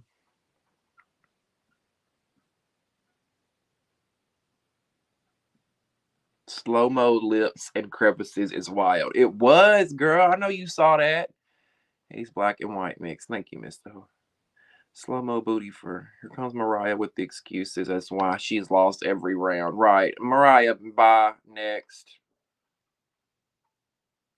Stop grabbing me, bitch. She said she's 110 pounds. I've seen 100-pound girls beat up gay girls. Ooh. Oh my God. I said big. Autocorrect changed it to gay, y'all. Man, Smiley should have punched ET. That water touched her. Wow, that's crazy. The universe continues to put us in places we never expected, but was necessary. Absolutely. I truly believe that. Oh, that makes sense now. So it was more so ignoring, it was more so her ignoring the hoes. Yep. That's crazy, Damien. That is definitely God or some kind of faith. Like, what are the odds? LOL. I love that. You've rekindled. Yes. Now, I haven't spoken to him in a couple months, but I need to go see him because he lives in Tennessee. So he's like, a little ways from me. But yeah, yeah, yeah. Yes. And you still turned out good, guy. Yes, I did. Thank you. Yes. Because, sometimes being in a parentless home or a fatherless home, or they say my dad actually wondered because when he found out I was gay, when I told y'all the last time I saw him I was 16 before we rekindled, and of course at 16 I'm coming into myself, I'm trying to figure out who I am, you're exploring that kind of thing. So we met in child support court. My mom was taking him to child support court, and because he didn't pay child support. So we went up there to the child support court hearing in Tennessee, and I remember being 16 and I had eyeliner on at the time because I was experimenting with makeup and shit. 16 is weird. You just trying to figure out who the fuck you are. And I remember my dad had pulled my mom to the side, and my mom told me, he was like, "Is he gay? Oh, I can't. My son can't be gay. I just can't have my son being gay. I can't do that. I know my son ain't gay." That type of shit. Which my mom was like, "What say so do you have?" You know what I mean? Like, I've been here taking care of him, and I don't give a fuck if he's gay or not. My mom knew I was gay before I did. Um, but yeah, maybe I'll do a story time one day on that. But yeah, now fast forward, because that was 2009. How I remember years like that, I don't know. That was 2009. Fast forward to 2024, things have changed. People adapt, people grow. And I don't think my father necessarily loves that I'm gay, but he doesn't make a big deal about it. He's even asked me about, a boyfriend in the past, things like that. So it's good. Thank y'all for the kind words. I appreciate that. No, you Jayla has made some homophobic comments, but you said you wish her the best because the lawsuit she got has made her go bankrupt. Oh, I got you, babe. I see what you're saying. Yeah, yeah, yeah, yeah. Because look, shit, I know that's got to be hard. I don't want to see nobody going bankrupt is not easy. Listen, I've went through bankruptcy, and I'll be real about it. I'm transparent and honest with y'all. I'm real, and it's not because I was broke or poor or anything like that. It's because I was getting sued. Let this be a lesson to y'all because I got a lot of young people who watch me, and I'm still young, being 30. But learn from my mistakes, okay? And y'all, you may already know this as a young person, and if you do, great. You got your head on straight and great. Never, ever, ever, ever, ever, ever. I don't care how good the dick is. I don't care if it's your mama, your daddy, your sister, or your brother. Never put your name in something for someone, whether it's a car, a house, a light bill, a cable bill. Bitch, I don't care what it is. Never put your name down for anybody. See, that's what I did. I was gracious enough to put my co-sign for somebody on a car that I really trusted, and they didn't do anything wrong. The person that I trusted didn't do anything wrong, but the car that they got was a lemon in a month, and then into them having the car that I signed for, the car fucked up, and it was going to cost $7,000 to get it fixed. And the person I signed for, they're like, I don't have that money. Like, I don't know what I'm going to do, Damien. I don't want this car to go back under your name, but I don't have that money. Long story short, the car went back, and guess what happened, bitch? I get sued. I never been sued before. I was like 21, 22. I'm getting letters in the mail left and right from attorneys saying this. Hey. Um, you should come file for bankruptcy if you're being sued. It may have been a dumb decision back then, probably was, but I did, unfortunately. So y'all learn from me. How did your mom know before you did? Um, just because when I was very young, I did things that would make most parents go, hmm. You know what I'm saying? Like, if you have Kelly, if you have a 8-year-old son, let's say that, and your 8-year-old son, you put him into sports, he's not that great at it, he hates it, but you see him, outside cheering, wanting to be a cheerleader. You see him playing with dolls. You notice his voice is a little softer than normal. You know what I'm saying? Little things like that my mom noticed when I was young. And I don't think she was ever like, oh my God, my son's gay, but I think it crossed her mind like, yeah, my son might grow up to be gay. You know what I'm saying? And unfortunately, our parents grew up in the generation of um in the 80s, or is it the 80s, the 90s, 80s and 90s, where AIDS was a big thing and it was affecting predominantly the gay community at that time. So a lot of people older than us, our mothers, our aunt, things like that, at first they want to associate gay with that, which that was 30 fucking years ago. Times have changed, things have changed. It's not like that anymore. Um, and I'm not saying my mom thought that. No, my grandmother did. When my grandmother heard I was gay, she made that comment. Oh my God, what if he gets AIDS? Child, what if Susan, the heterosexual woman down the road, get AIDS? What if Marcus, the heterosexual man who putting his dick in every woman's butt and pussy in the world, what if he get AIDS? People act like that's a gay thing. It's like, no. What? Come on now.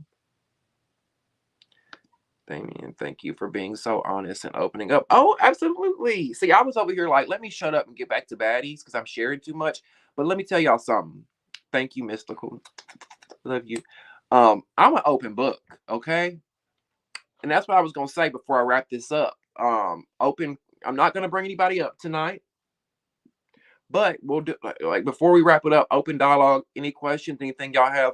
I'll answer anything. I am an open book. Like, seriously, I'm not a private person. It's not hard for me to get up here on camera and share my whole life. I don't care. Um, Mother knows best. Absolutely. And that's why I love my mom so, so, so, so, so, so much, because no matter what, she didn't give a fuck that I was gay. Like, never. And I feel like that's the way a parent is supposed to be. You know what I'm saying? Unconditional love. Like, so what? Your daughter wants to date a girl. Who cares? So what? Your son wants to be with a man. Who cares? Exactly, Devin. That part.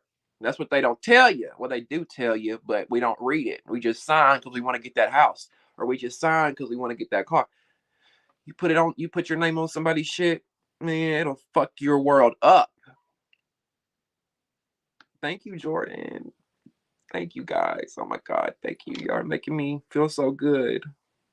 Devin says, I remember this Middle Eastern boy in my 3rd grade class who got picked on for his soft-spoken voice and got called gay. I felt so bad for him and used myself as a shield when they jumped him. Oh my God, they jumped him in the 3rd grade? Kids are fucking awful. Kids are ruthless. See, that's why if I ever have a child, I'm going to instill that in them from the moment that they're able to talk. Like, you don't treat anybody less than. I don't care how they walk. I don't care how they talk. I don't care if they don't have the nicest clothes. I don't care if they stink and smell bad. You don't make fun of them because you never know what anybody's going through. And that person could be on the edge of ending their life, and you over here talking shit about them, and they're like, okay, that's it. One crazy thing is that like gay people wasn't the only one with AIDS. Like, well, that's it, right. That's the ignorant thing about it. They were acting like statistically, oh, we're only seeing gay people with AIDS. Like, what? No. And not to this is not to never mind, I'm not even gonna say that because that'll be controversial. That'll open up a whole can of worms. I'm not saying it. Hope he's well today. I transferred schools after that. Yeah, I hope so too. I hope so too, because unfortunately, Devin, that's going on today in these world. That's still happening. That is still happening. It's sad. My mom knew too, Damien, so I understand. But I honestly don't know what I said or did. Well, I feel like it could probably be harder to tell with girls, because with girls, it's easy, and I'm not saying you are a tomboy, Mystical, but it's easier for girls to be able to be a little bit more fluid when it comes to their interests, hobbies, things like that. You know what I'm saying? Because a girl can play sports, a girl can wear basketball shorts, big t-shirt, hair down, Nikes. Girls can do these kind of things, and it's more socially acceptable. But if a man puts on wigs and nails and heels or these types of things, it's more so looked at like you're weak, you're a punk, you're a bitch. So maybe, I don't know. You need to ask your mom how she knew, Mystical. Yep, the hood booger, third grade. I'm from the hood too, so I can say it. I stopped being friends with one guy. He joined them. He seemed decent. It surprised me. Yeah, you'd be surprised how we be surprised how quickly people will fold around their friends.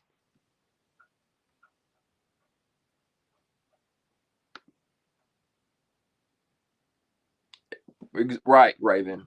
Right. And I was gonna say that, but I didn't want to open up a can of worms. I was gonna say that,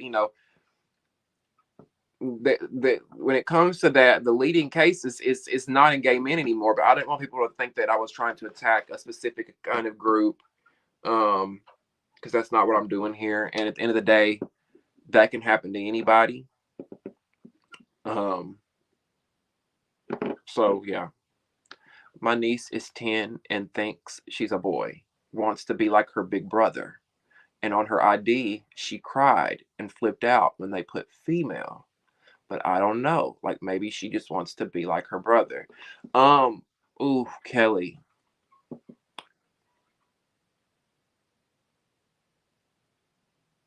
As long as you guys are being supportive of her, now listen, I may be an old school gay because if it were me, now my mind might change on this, but if it were me, say that your niece wanted to transition, I don't know if I would be able to.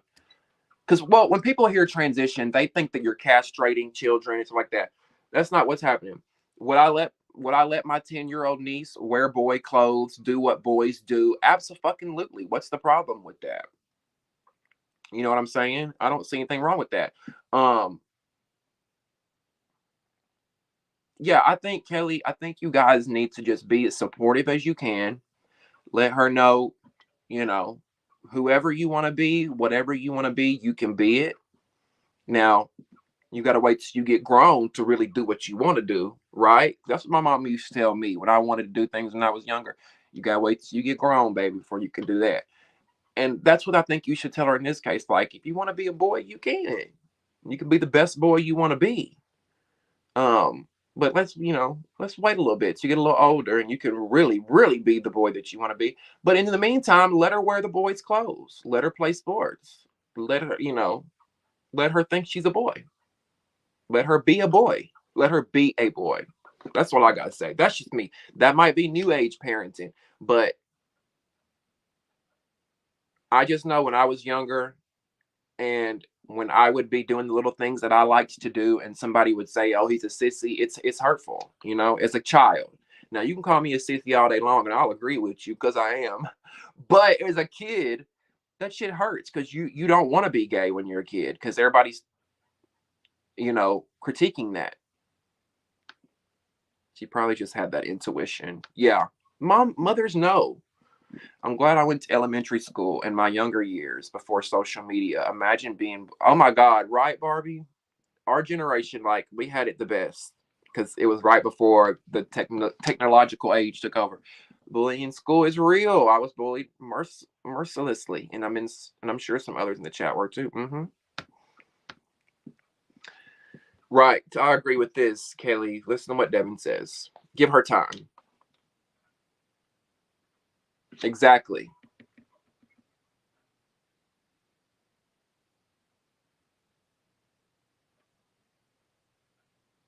Exactly.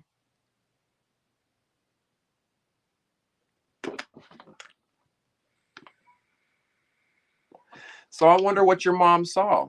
Or maybe it's like somebody just said, maybe she just had the intuition in her. For me, like I told y'all, my mom had telltale signs. I didn't want to go ride four-wheelers. I didn't want to play football. I remember, actually, they signed me up for basketball because I'm so fucking tall. I told y'all I'm 6'2". Let me tell y'all real quick. This is a funny story.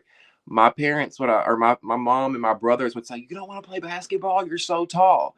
And if I would have told them no, they wouldn't have put me in it, right? But I wanted to impress them. I wanted to make my mom and my brothers happy, so I did it. Well, at practice, they ended up realizing that I was not the best basketball player, so I ended up being number 0. And then at our first game, bitch, let me tell y'all what the fuck I did.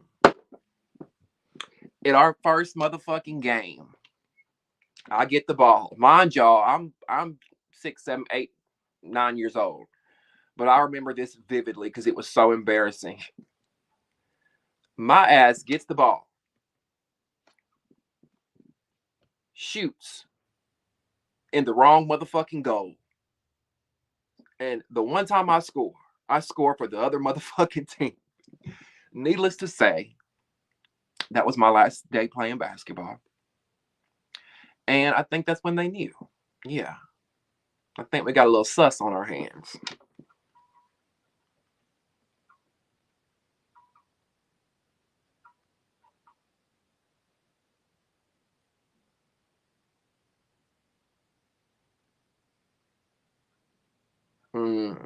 Okay.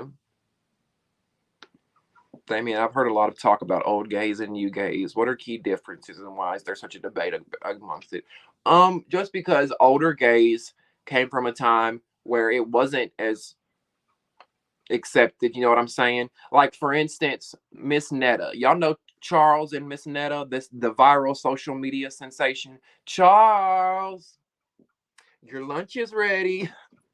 They crack me up. But Charles or Miss Netta is a good example, okay? Miss Netta is an old gay, right? And Miss Netta says, when they ask her, they'll ask Miss Netta, how do you identify? And Miss Netta is an old gay. And she says, don't call me transgender. Don't call me transsexual. Don't call me a drag queen. Don't call me none of that. I am just Miss Netta. So that's the difference there. You know, I feel like the new school gays are so caught up on what you are: bisexual, pansexual, gay, fluid, this, that. You got my pronouns wrong. We're so caught up in the minutia of the politics of it all. And I'm not saying that's a bad thing. Listen, I don't give a shit either way. But the old gays are more so like, the old gays come from a time where you don't talk about your business. We don't do pride parades and let our freak flags fly and say, "Woo, we're here and we're queer," right? They don't do that. They're more conservative. They're more, you know. She's fully tomboy, except her hair is long and curly like mine. You know, Kelly, I don't know. I would just say, don't be surprised if your niece does grow up in transition, because a lot of times kids don't have a clue at 10, but a lot of times they do know. Because when I was younger, I knew that there was something different about me. It wasn't a phase. People think it's a phase. Oh, they'll grow out of it. He'll grow out of it. She'll grow out of it. It's just a phase. They saw that on TV. No, not all. I don't. And I don't know. Your niece may very well grow out of that, Kelly. I'm not saying she won't, but I also think there's a high chance that she will grow up to possibly want to be a boy. And if she does, there's nothing wrong with that. She'll be the best boy I'm sure there is, as long as she has supportive family around her. Because the moment that, and I'm not saying you do this, Kelly, but the moment that anybody in her family objects or says, we're not supportive of this, when she gets older, adulthood is the moment she's going to retreat and block y'all out of her lives. Or at least the people who are against it, right? Oh, I think I'm behind. Oh, no, I'm not behind. You repeated that comment. That's okay, love. Nah, Damien, I get you. If people want to take it personal, that's on them, because facts are not your fault. It's just unfortunate because the cases of it aren't even the fault necessarily of those with it. Right. You talking about the whole HIV thing, AIDS thing? I think that all of her friends are girls. Well, and that also does. I mean, that doesn't mean anything necessarily. Some would assume me being a gay man, I only have girlfriends. I have straight guy friends. I actually get along with I actually tend to get along with straight males a lot of the times more than I do some women. That's weird to say, but typically I do. Honestly think we need to implement more consequences or penalties for bullying. Like we need to get a grip on this. Yeah, especially in the schools, because then it ends up too late and somebody's having to plan a funeral. I was bullied a bit too when I came out as bi in middle school, but I wasn't a punk and had to fight to earn my respect. I know that's right. You have to. That's one thing that we learn as gay people very early on. It's fight or be, what. It's KILL or be KILLED. So I feel like for gay folks, they kind of have this fighter mentality from a very young age. You have to, because if you don't, they're gonna keep doing it.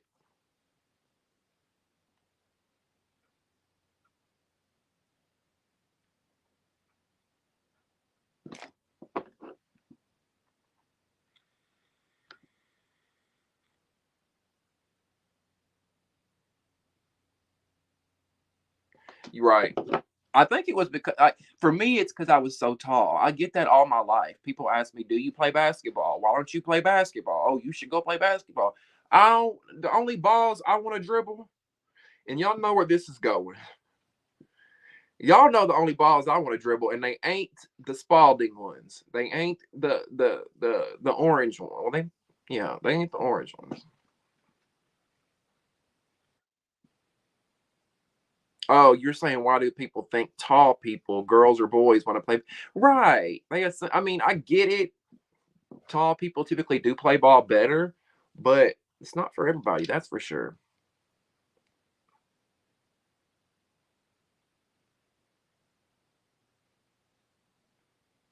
Oh God, Jordan, not you reading the girls. Not you reading the girls, Jordan.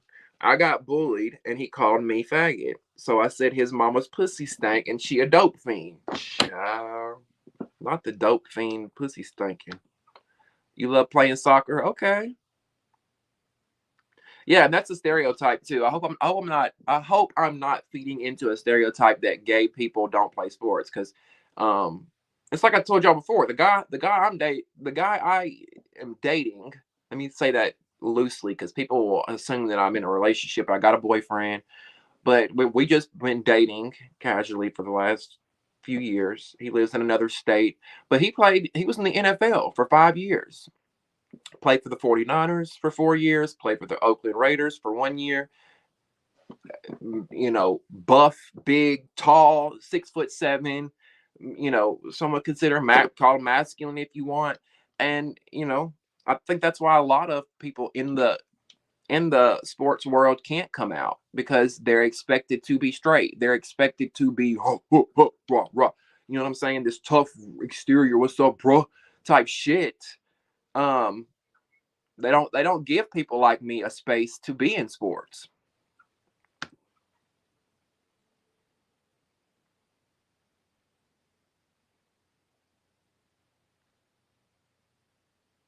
I think it could be a lot of things, Devin. Mental issues, issues at home, family issues at home, being abused by your family members or something. Like there's lots of factors that come into play as to why people come to school and bully. Hurt people hurt people. There's something on the other end of that is creating this behavior. Charles, your lunch is ready. Okay, so the old gays are more like, so I am what I am. Yes, exactly. Gabe says, yes, I feel like I'm an old gay at heart. Tell us about your first fight, Damien, if you haven't yet. Y'all know I've told y'all I'm not a fighter, but I've been in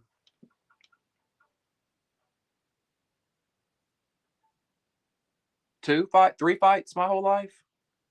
Three? Well, if you count domestic violence with an X, then I would say 5, 6, 7, 8, 10 fights. I've been in a lot of fights, but mainly only with like 3, 4 people.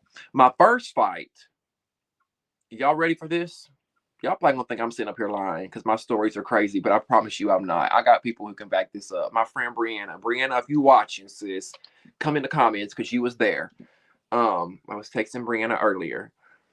My first fight happened because I sucked someone's dick. Now, why you gonna tell me you gay without telling me you gay? That you gotta fight me because I sucked your cousin's dick. I was at this house and I was young, y'all. I was young, okay? I was at this house. We're all young, 18, 19 years old. We all smoking, we all drinking. And the trade was there. There was this guy there that I didn't know was gay. I didn't know at all. Now, I don't know how the conversation ended up going into me giving him fellatio, but his cousin was there. The guy I gave head to. Anyway, I went out to the car, bobbed my head a little bit, bobbed for apples, and the cousin came outside. And I guess he saw me. I don't know. Somehow it got back to him that I was in the car messing with his cousin. And this guy gets so upset. So upset.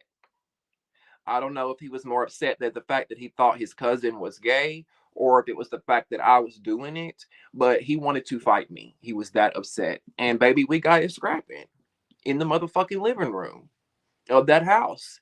I mean, it was like, but I don't even like to call it a fight because this dude had been in prison. He had tattoos on his face. So I'm thinking this guy's gonna fuck me up, right? The whole time we were just like, it reminded me of a baddies fight, honestly. Because you know how on baddies they don't get licks in good? We were like intertwined the whole time, like a tornado in the room, just falling into shit, trying to get a lick in, trying to do what we can do. But I mean, yeah, that was really my first fight. Who fights somebody because they cousin got some head? Make it make sense. It's giving you mad because you wouldn't get in the head. That's what it was giving me. You love coming out stories? Yes, me too.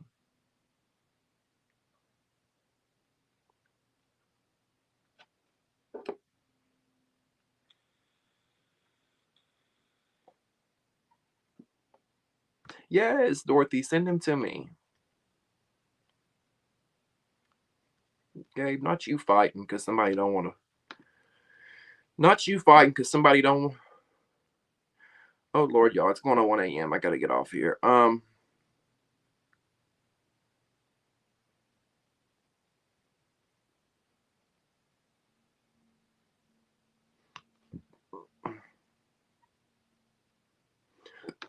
I have no idea what this means, Barbie.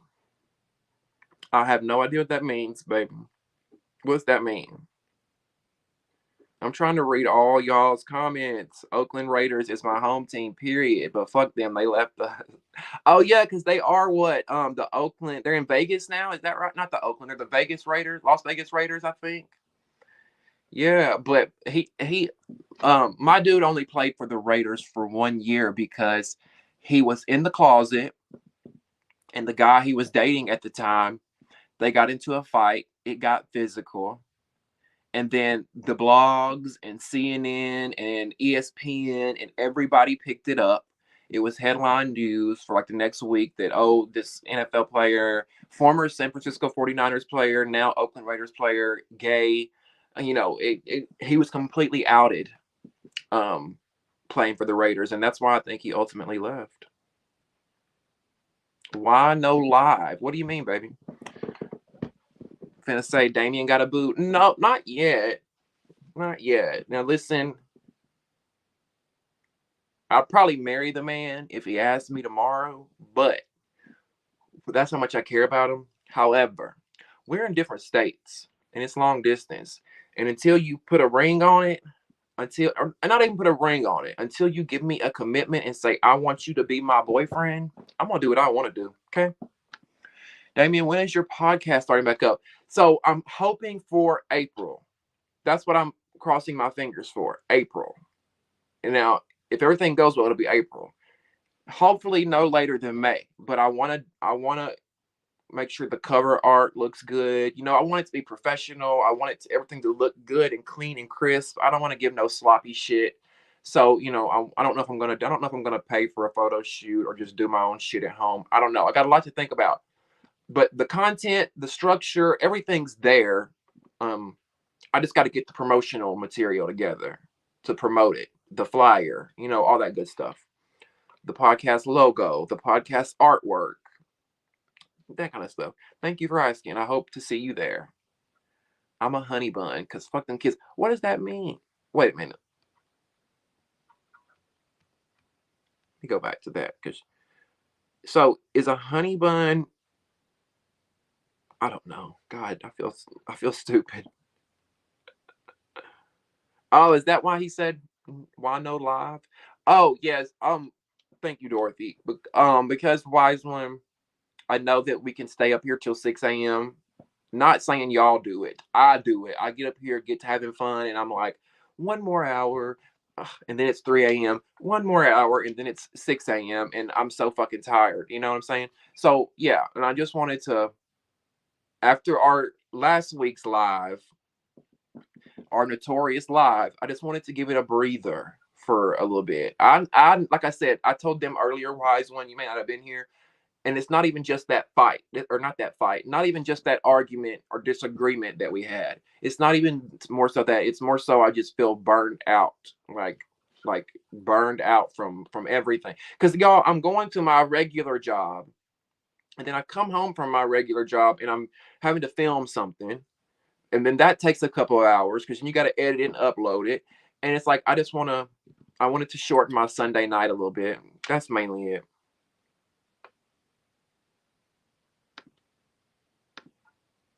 He mad because it was. Oh, I'm behind on these comments, y'all. So behind.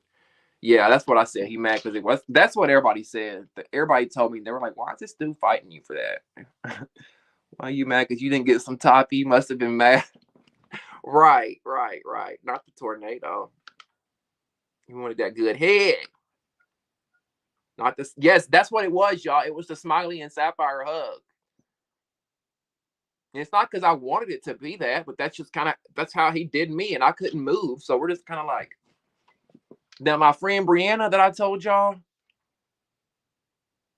y'all probably think I'm up here lying, but my friend Brianna can vouch for it. My friend Brianna is a real bitch, because when he did that, she picked up something right off the bat. She said, "You leave my friend alone, motherfucker." Bop, bop, and she didn't have to do that, because y'all know how it is in fights. Some people let you handle your business, but then you got some of them friends that's gonna step in like, "Oh hell no," and that's what Brianna did. And me and Brianna have been friends ever since. That was over 10 years ago.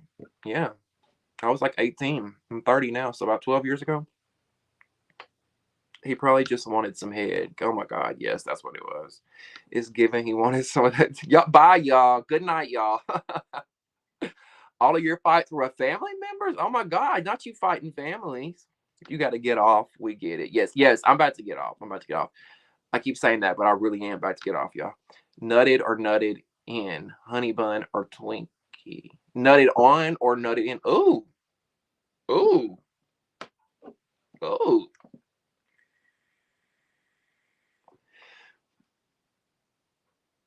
Oh God. I told y'all I'm an open book, but now I'm getting shy. What the fuck? My face is gonna turn red. You have to answer that. Okay, let me say this.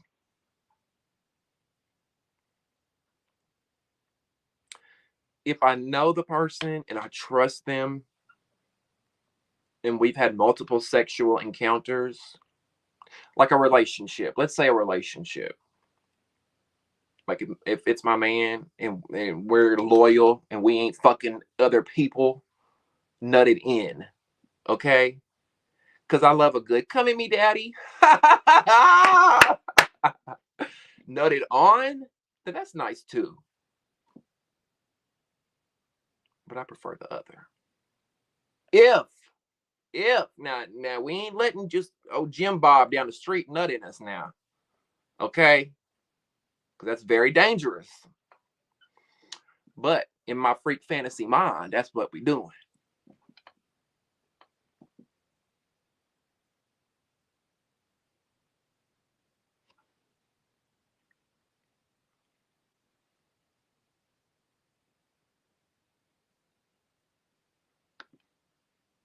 Well, that happens in prison a lot, Jordan, and we could do a whole episode on that. Because listen, a lot of my experiences with straight men, well, when I say straight men, I mean men who are living the heterosexual life, but have thoughts about gay men or men in general.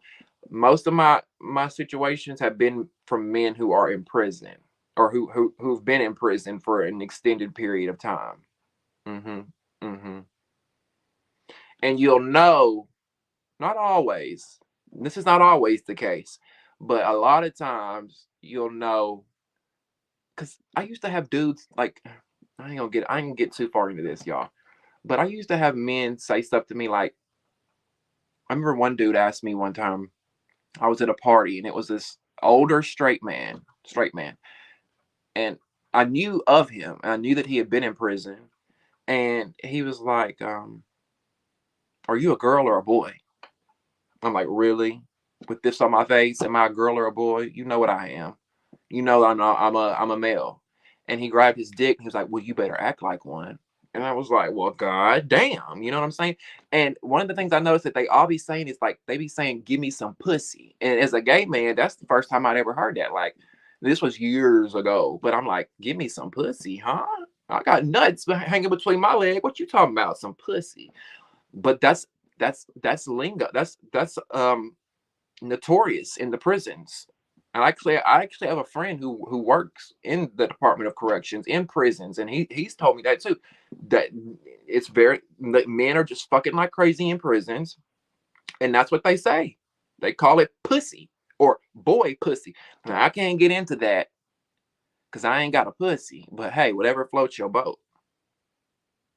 Damien, you remind me of myself with these hookup stories. Oh God, look, Gabe, I promise I ain't hooked up with a lot of people. It might sound like it, but maybe in my 30 years, I've maybe been with like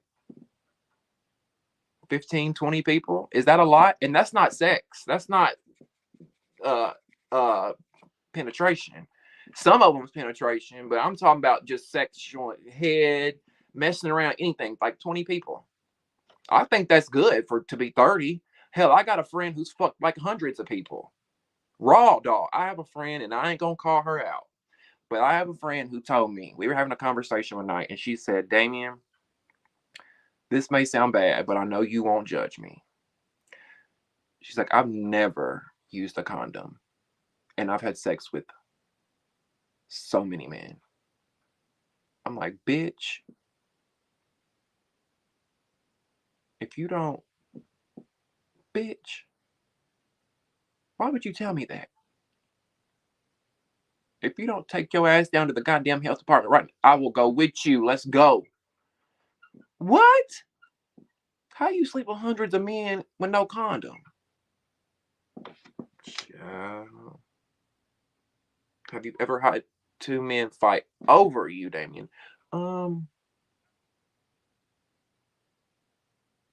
I wouldn't say over me, but I was in a polyamorous relationship. I think I told y'all about that, where I dated two men at once and not separately. When I say dated two men at once, we lived together. We dated each other. Two of us would go to work while one of them stayed home and cooked and cleaned like the housewife, like that type of. Because people hear polyamory and they think of like an open relationship. You can go hook up with who you want, and that's not how it rolled. We were loyal to each other, us three. Um, and I think the two guys I was with fought over me, but it wasn't like I want to be with Damien, let me fight you. It was probably because I'd started some shit or pissed them off or something. I don't know, but yeah, no, I don't think so.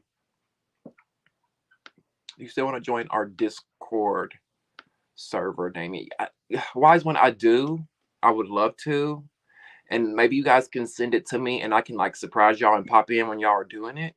I just don't want to make any promises because I've got so much on my plate with YouTube and outside of YouTube. You see what I'm saying? I don't want to make any promises and then I don't show up. That's the only thing. Like, I've even been neglecting my friends lately, y'all. I don't answer phone calls. I haven't been answering DMs. I haven't been answering text messages. Like, and I feel horrible. I feel horrible about it, but it's overwhelming. Y'all ever get that feeling? Like, it's so overwhelming. I get anxiety because there's so many messages. There's so many notifications. There's so many. I'm just like, overload, overload, overload. Oh, I'll have you on. I plan for the podcast to have y'all interactive, involved.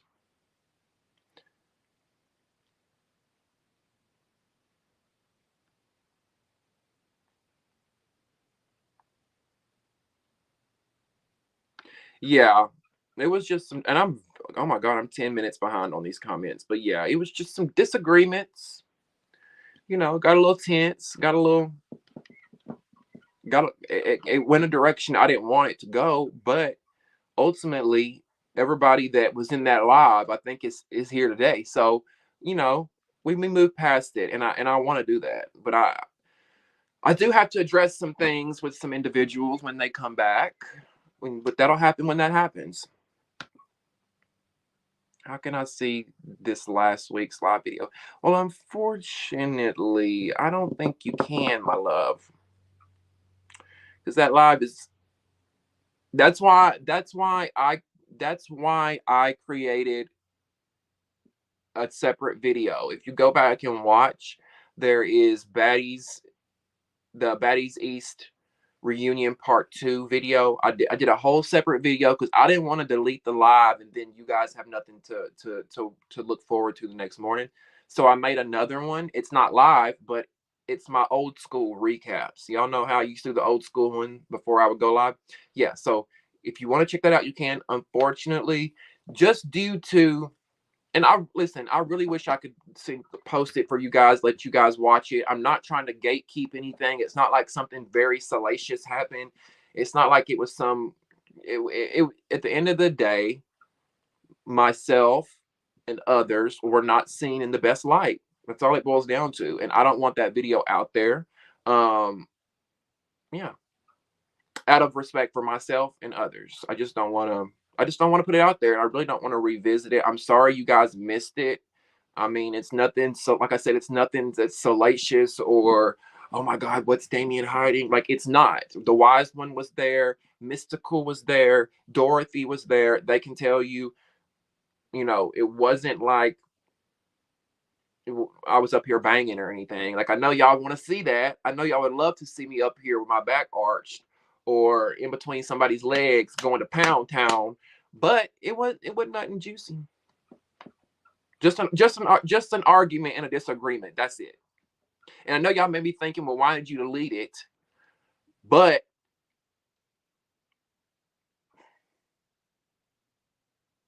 and let's just say um that some other words were used, not directed at anybody, but words were used in a casual conversation. Um, not by me, not by me, but it still reflects me. But words were used that may not be necessarily acceptable. Let's just say that. Some words that were that and God, I feel like I'm giving it more life by saying this because I feel like y'all are gonna speculate and be like, well, what did he say? What did she say? What did they say? Yeah, it just wasn't a good look for my channel. Okay. Devin says, I feel like last week's live wasn't the worst one. What's the worst live, Devin? See, I need to be a moderator at this point because I'm trying to respectfully wrap this up for all of us. She is. She's trying to, and I got to get a moderator too, Dorothy. We're gonna wrap it up at 1 a.m. It's almost 1 a.m. We got 1 minute. Let me see. Let me see. I was like, what? You'll top. What you talking about, Weissman? Then I saw you said stop.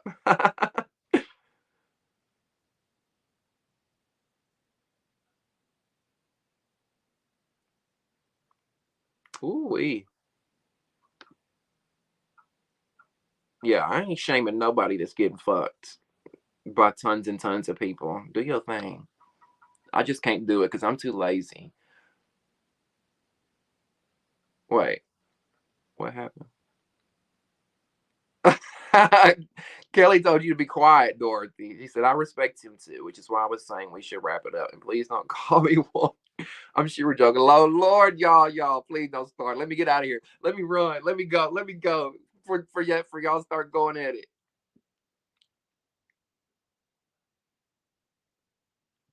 I'm at like 30 something maybe, and I'm 25. But I think that's as far as it's gonna go. Sex isn't all that to me more. Okay. Okay, Jordan. You was fucking, wouldn't you?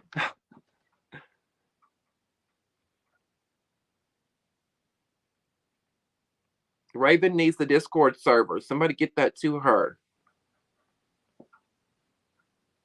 Barbie said her body count is below 0. I hear you, sis. Now see, that's something to be proud of. Now, Wise one, I ain't gonna call Wiseman out because he may not want everybody. Well, you've talked about it, Wiseman, the whole virgin thing. Is that okay to say? Wiseman is the one that we should really be looking up to with the rest of our hoe asses.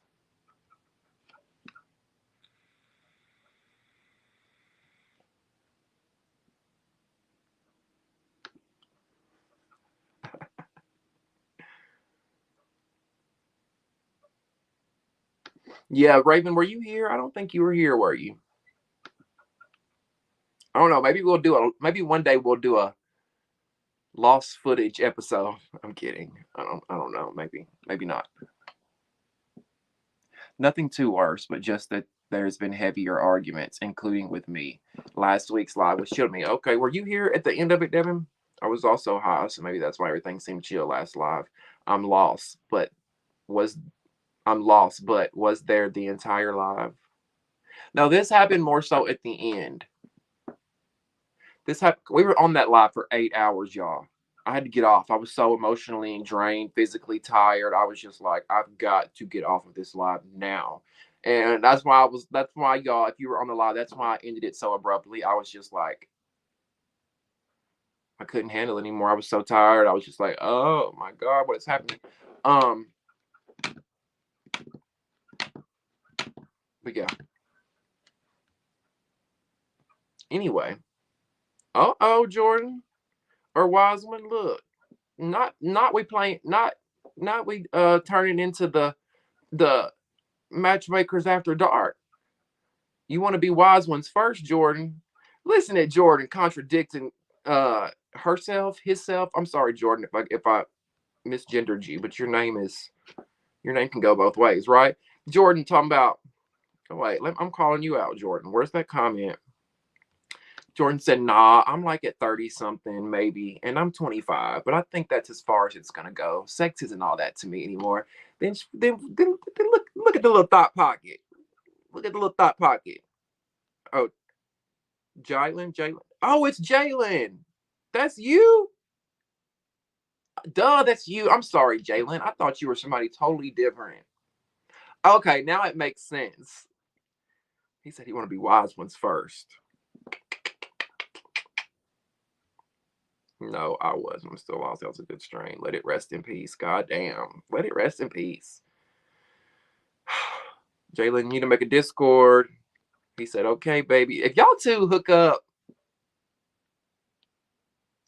I'm going to turn this show into a motherfucking matchmaking show.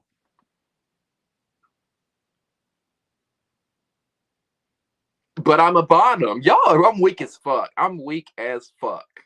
Good night, y'all. Ah, ah, ah, ah, ah, ah, ah, ah, ah, ah, ah. Jordan said he'll talk for you. Listen, this is going too. Okay. Thank you guys for tuning in. Thank you guys for a successful after show.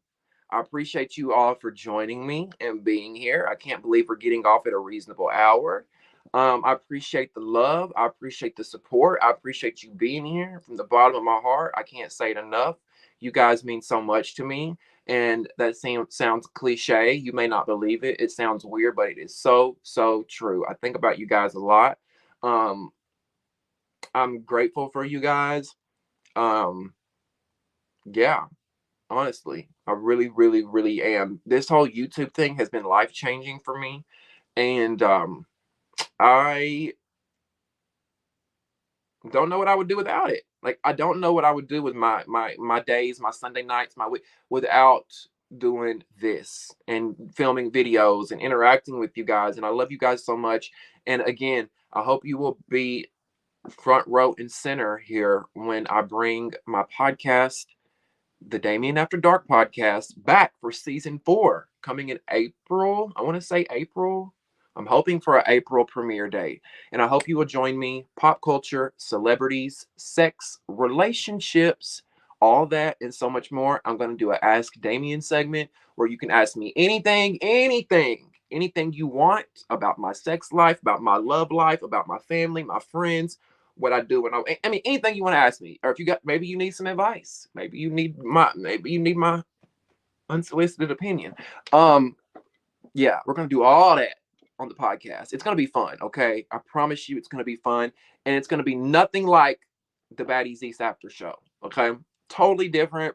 I'm working on a new set, like lots of good stuff coming. Okay, if y'all are here for me, I'm here for you. And with that being said, please join the conversation. If you have not yet, let your voice be heard. Your opinion matters to me. I don't always get to respond to the comments. I'm so sorry. I've been really bad about that lately. But I read them. I promise you, I read them. Get in the comment section. Let me know what you thought about Reunion Part 3. This is our last Baddies East After Show. Can y'all believe we've been doing this shit for 23 weeks? How many months is that? 4, 8, 12, 16, 20, 6 months. We've been doing this show for 6 months, live every Sunday, consistently.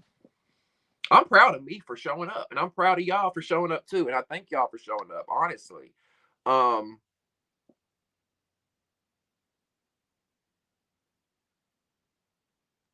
yeah, 23 episodes. Yeah. Good night. Good night. Thank you. Good night, Dorothy. What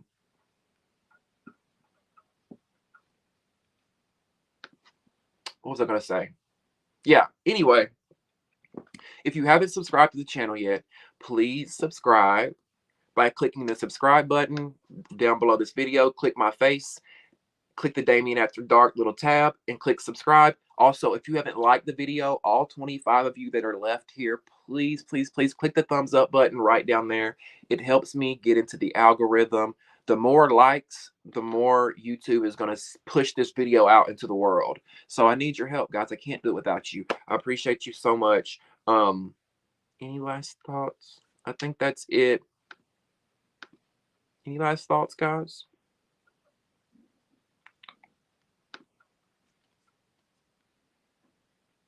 Thank you, Kelly. Good luck with your niece. I hope it all works out, my love. Come back in the future and update us on how everything's going with her. I agree, Devin. Not as many episodes next season. We don't need that many. 12 to 16 at most. Um, the chat should still remain going if you guys want to talk, wise one. You and Jalen and whatnot. The chat should continue to go. In the meantime, I'm gonna get off here. I love you guys so much. And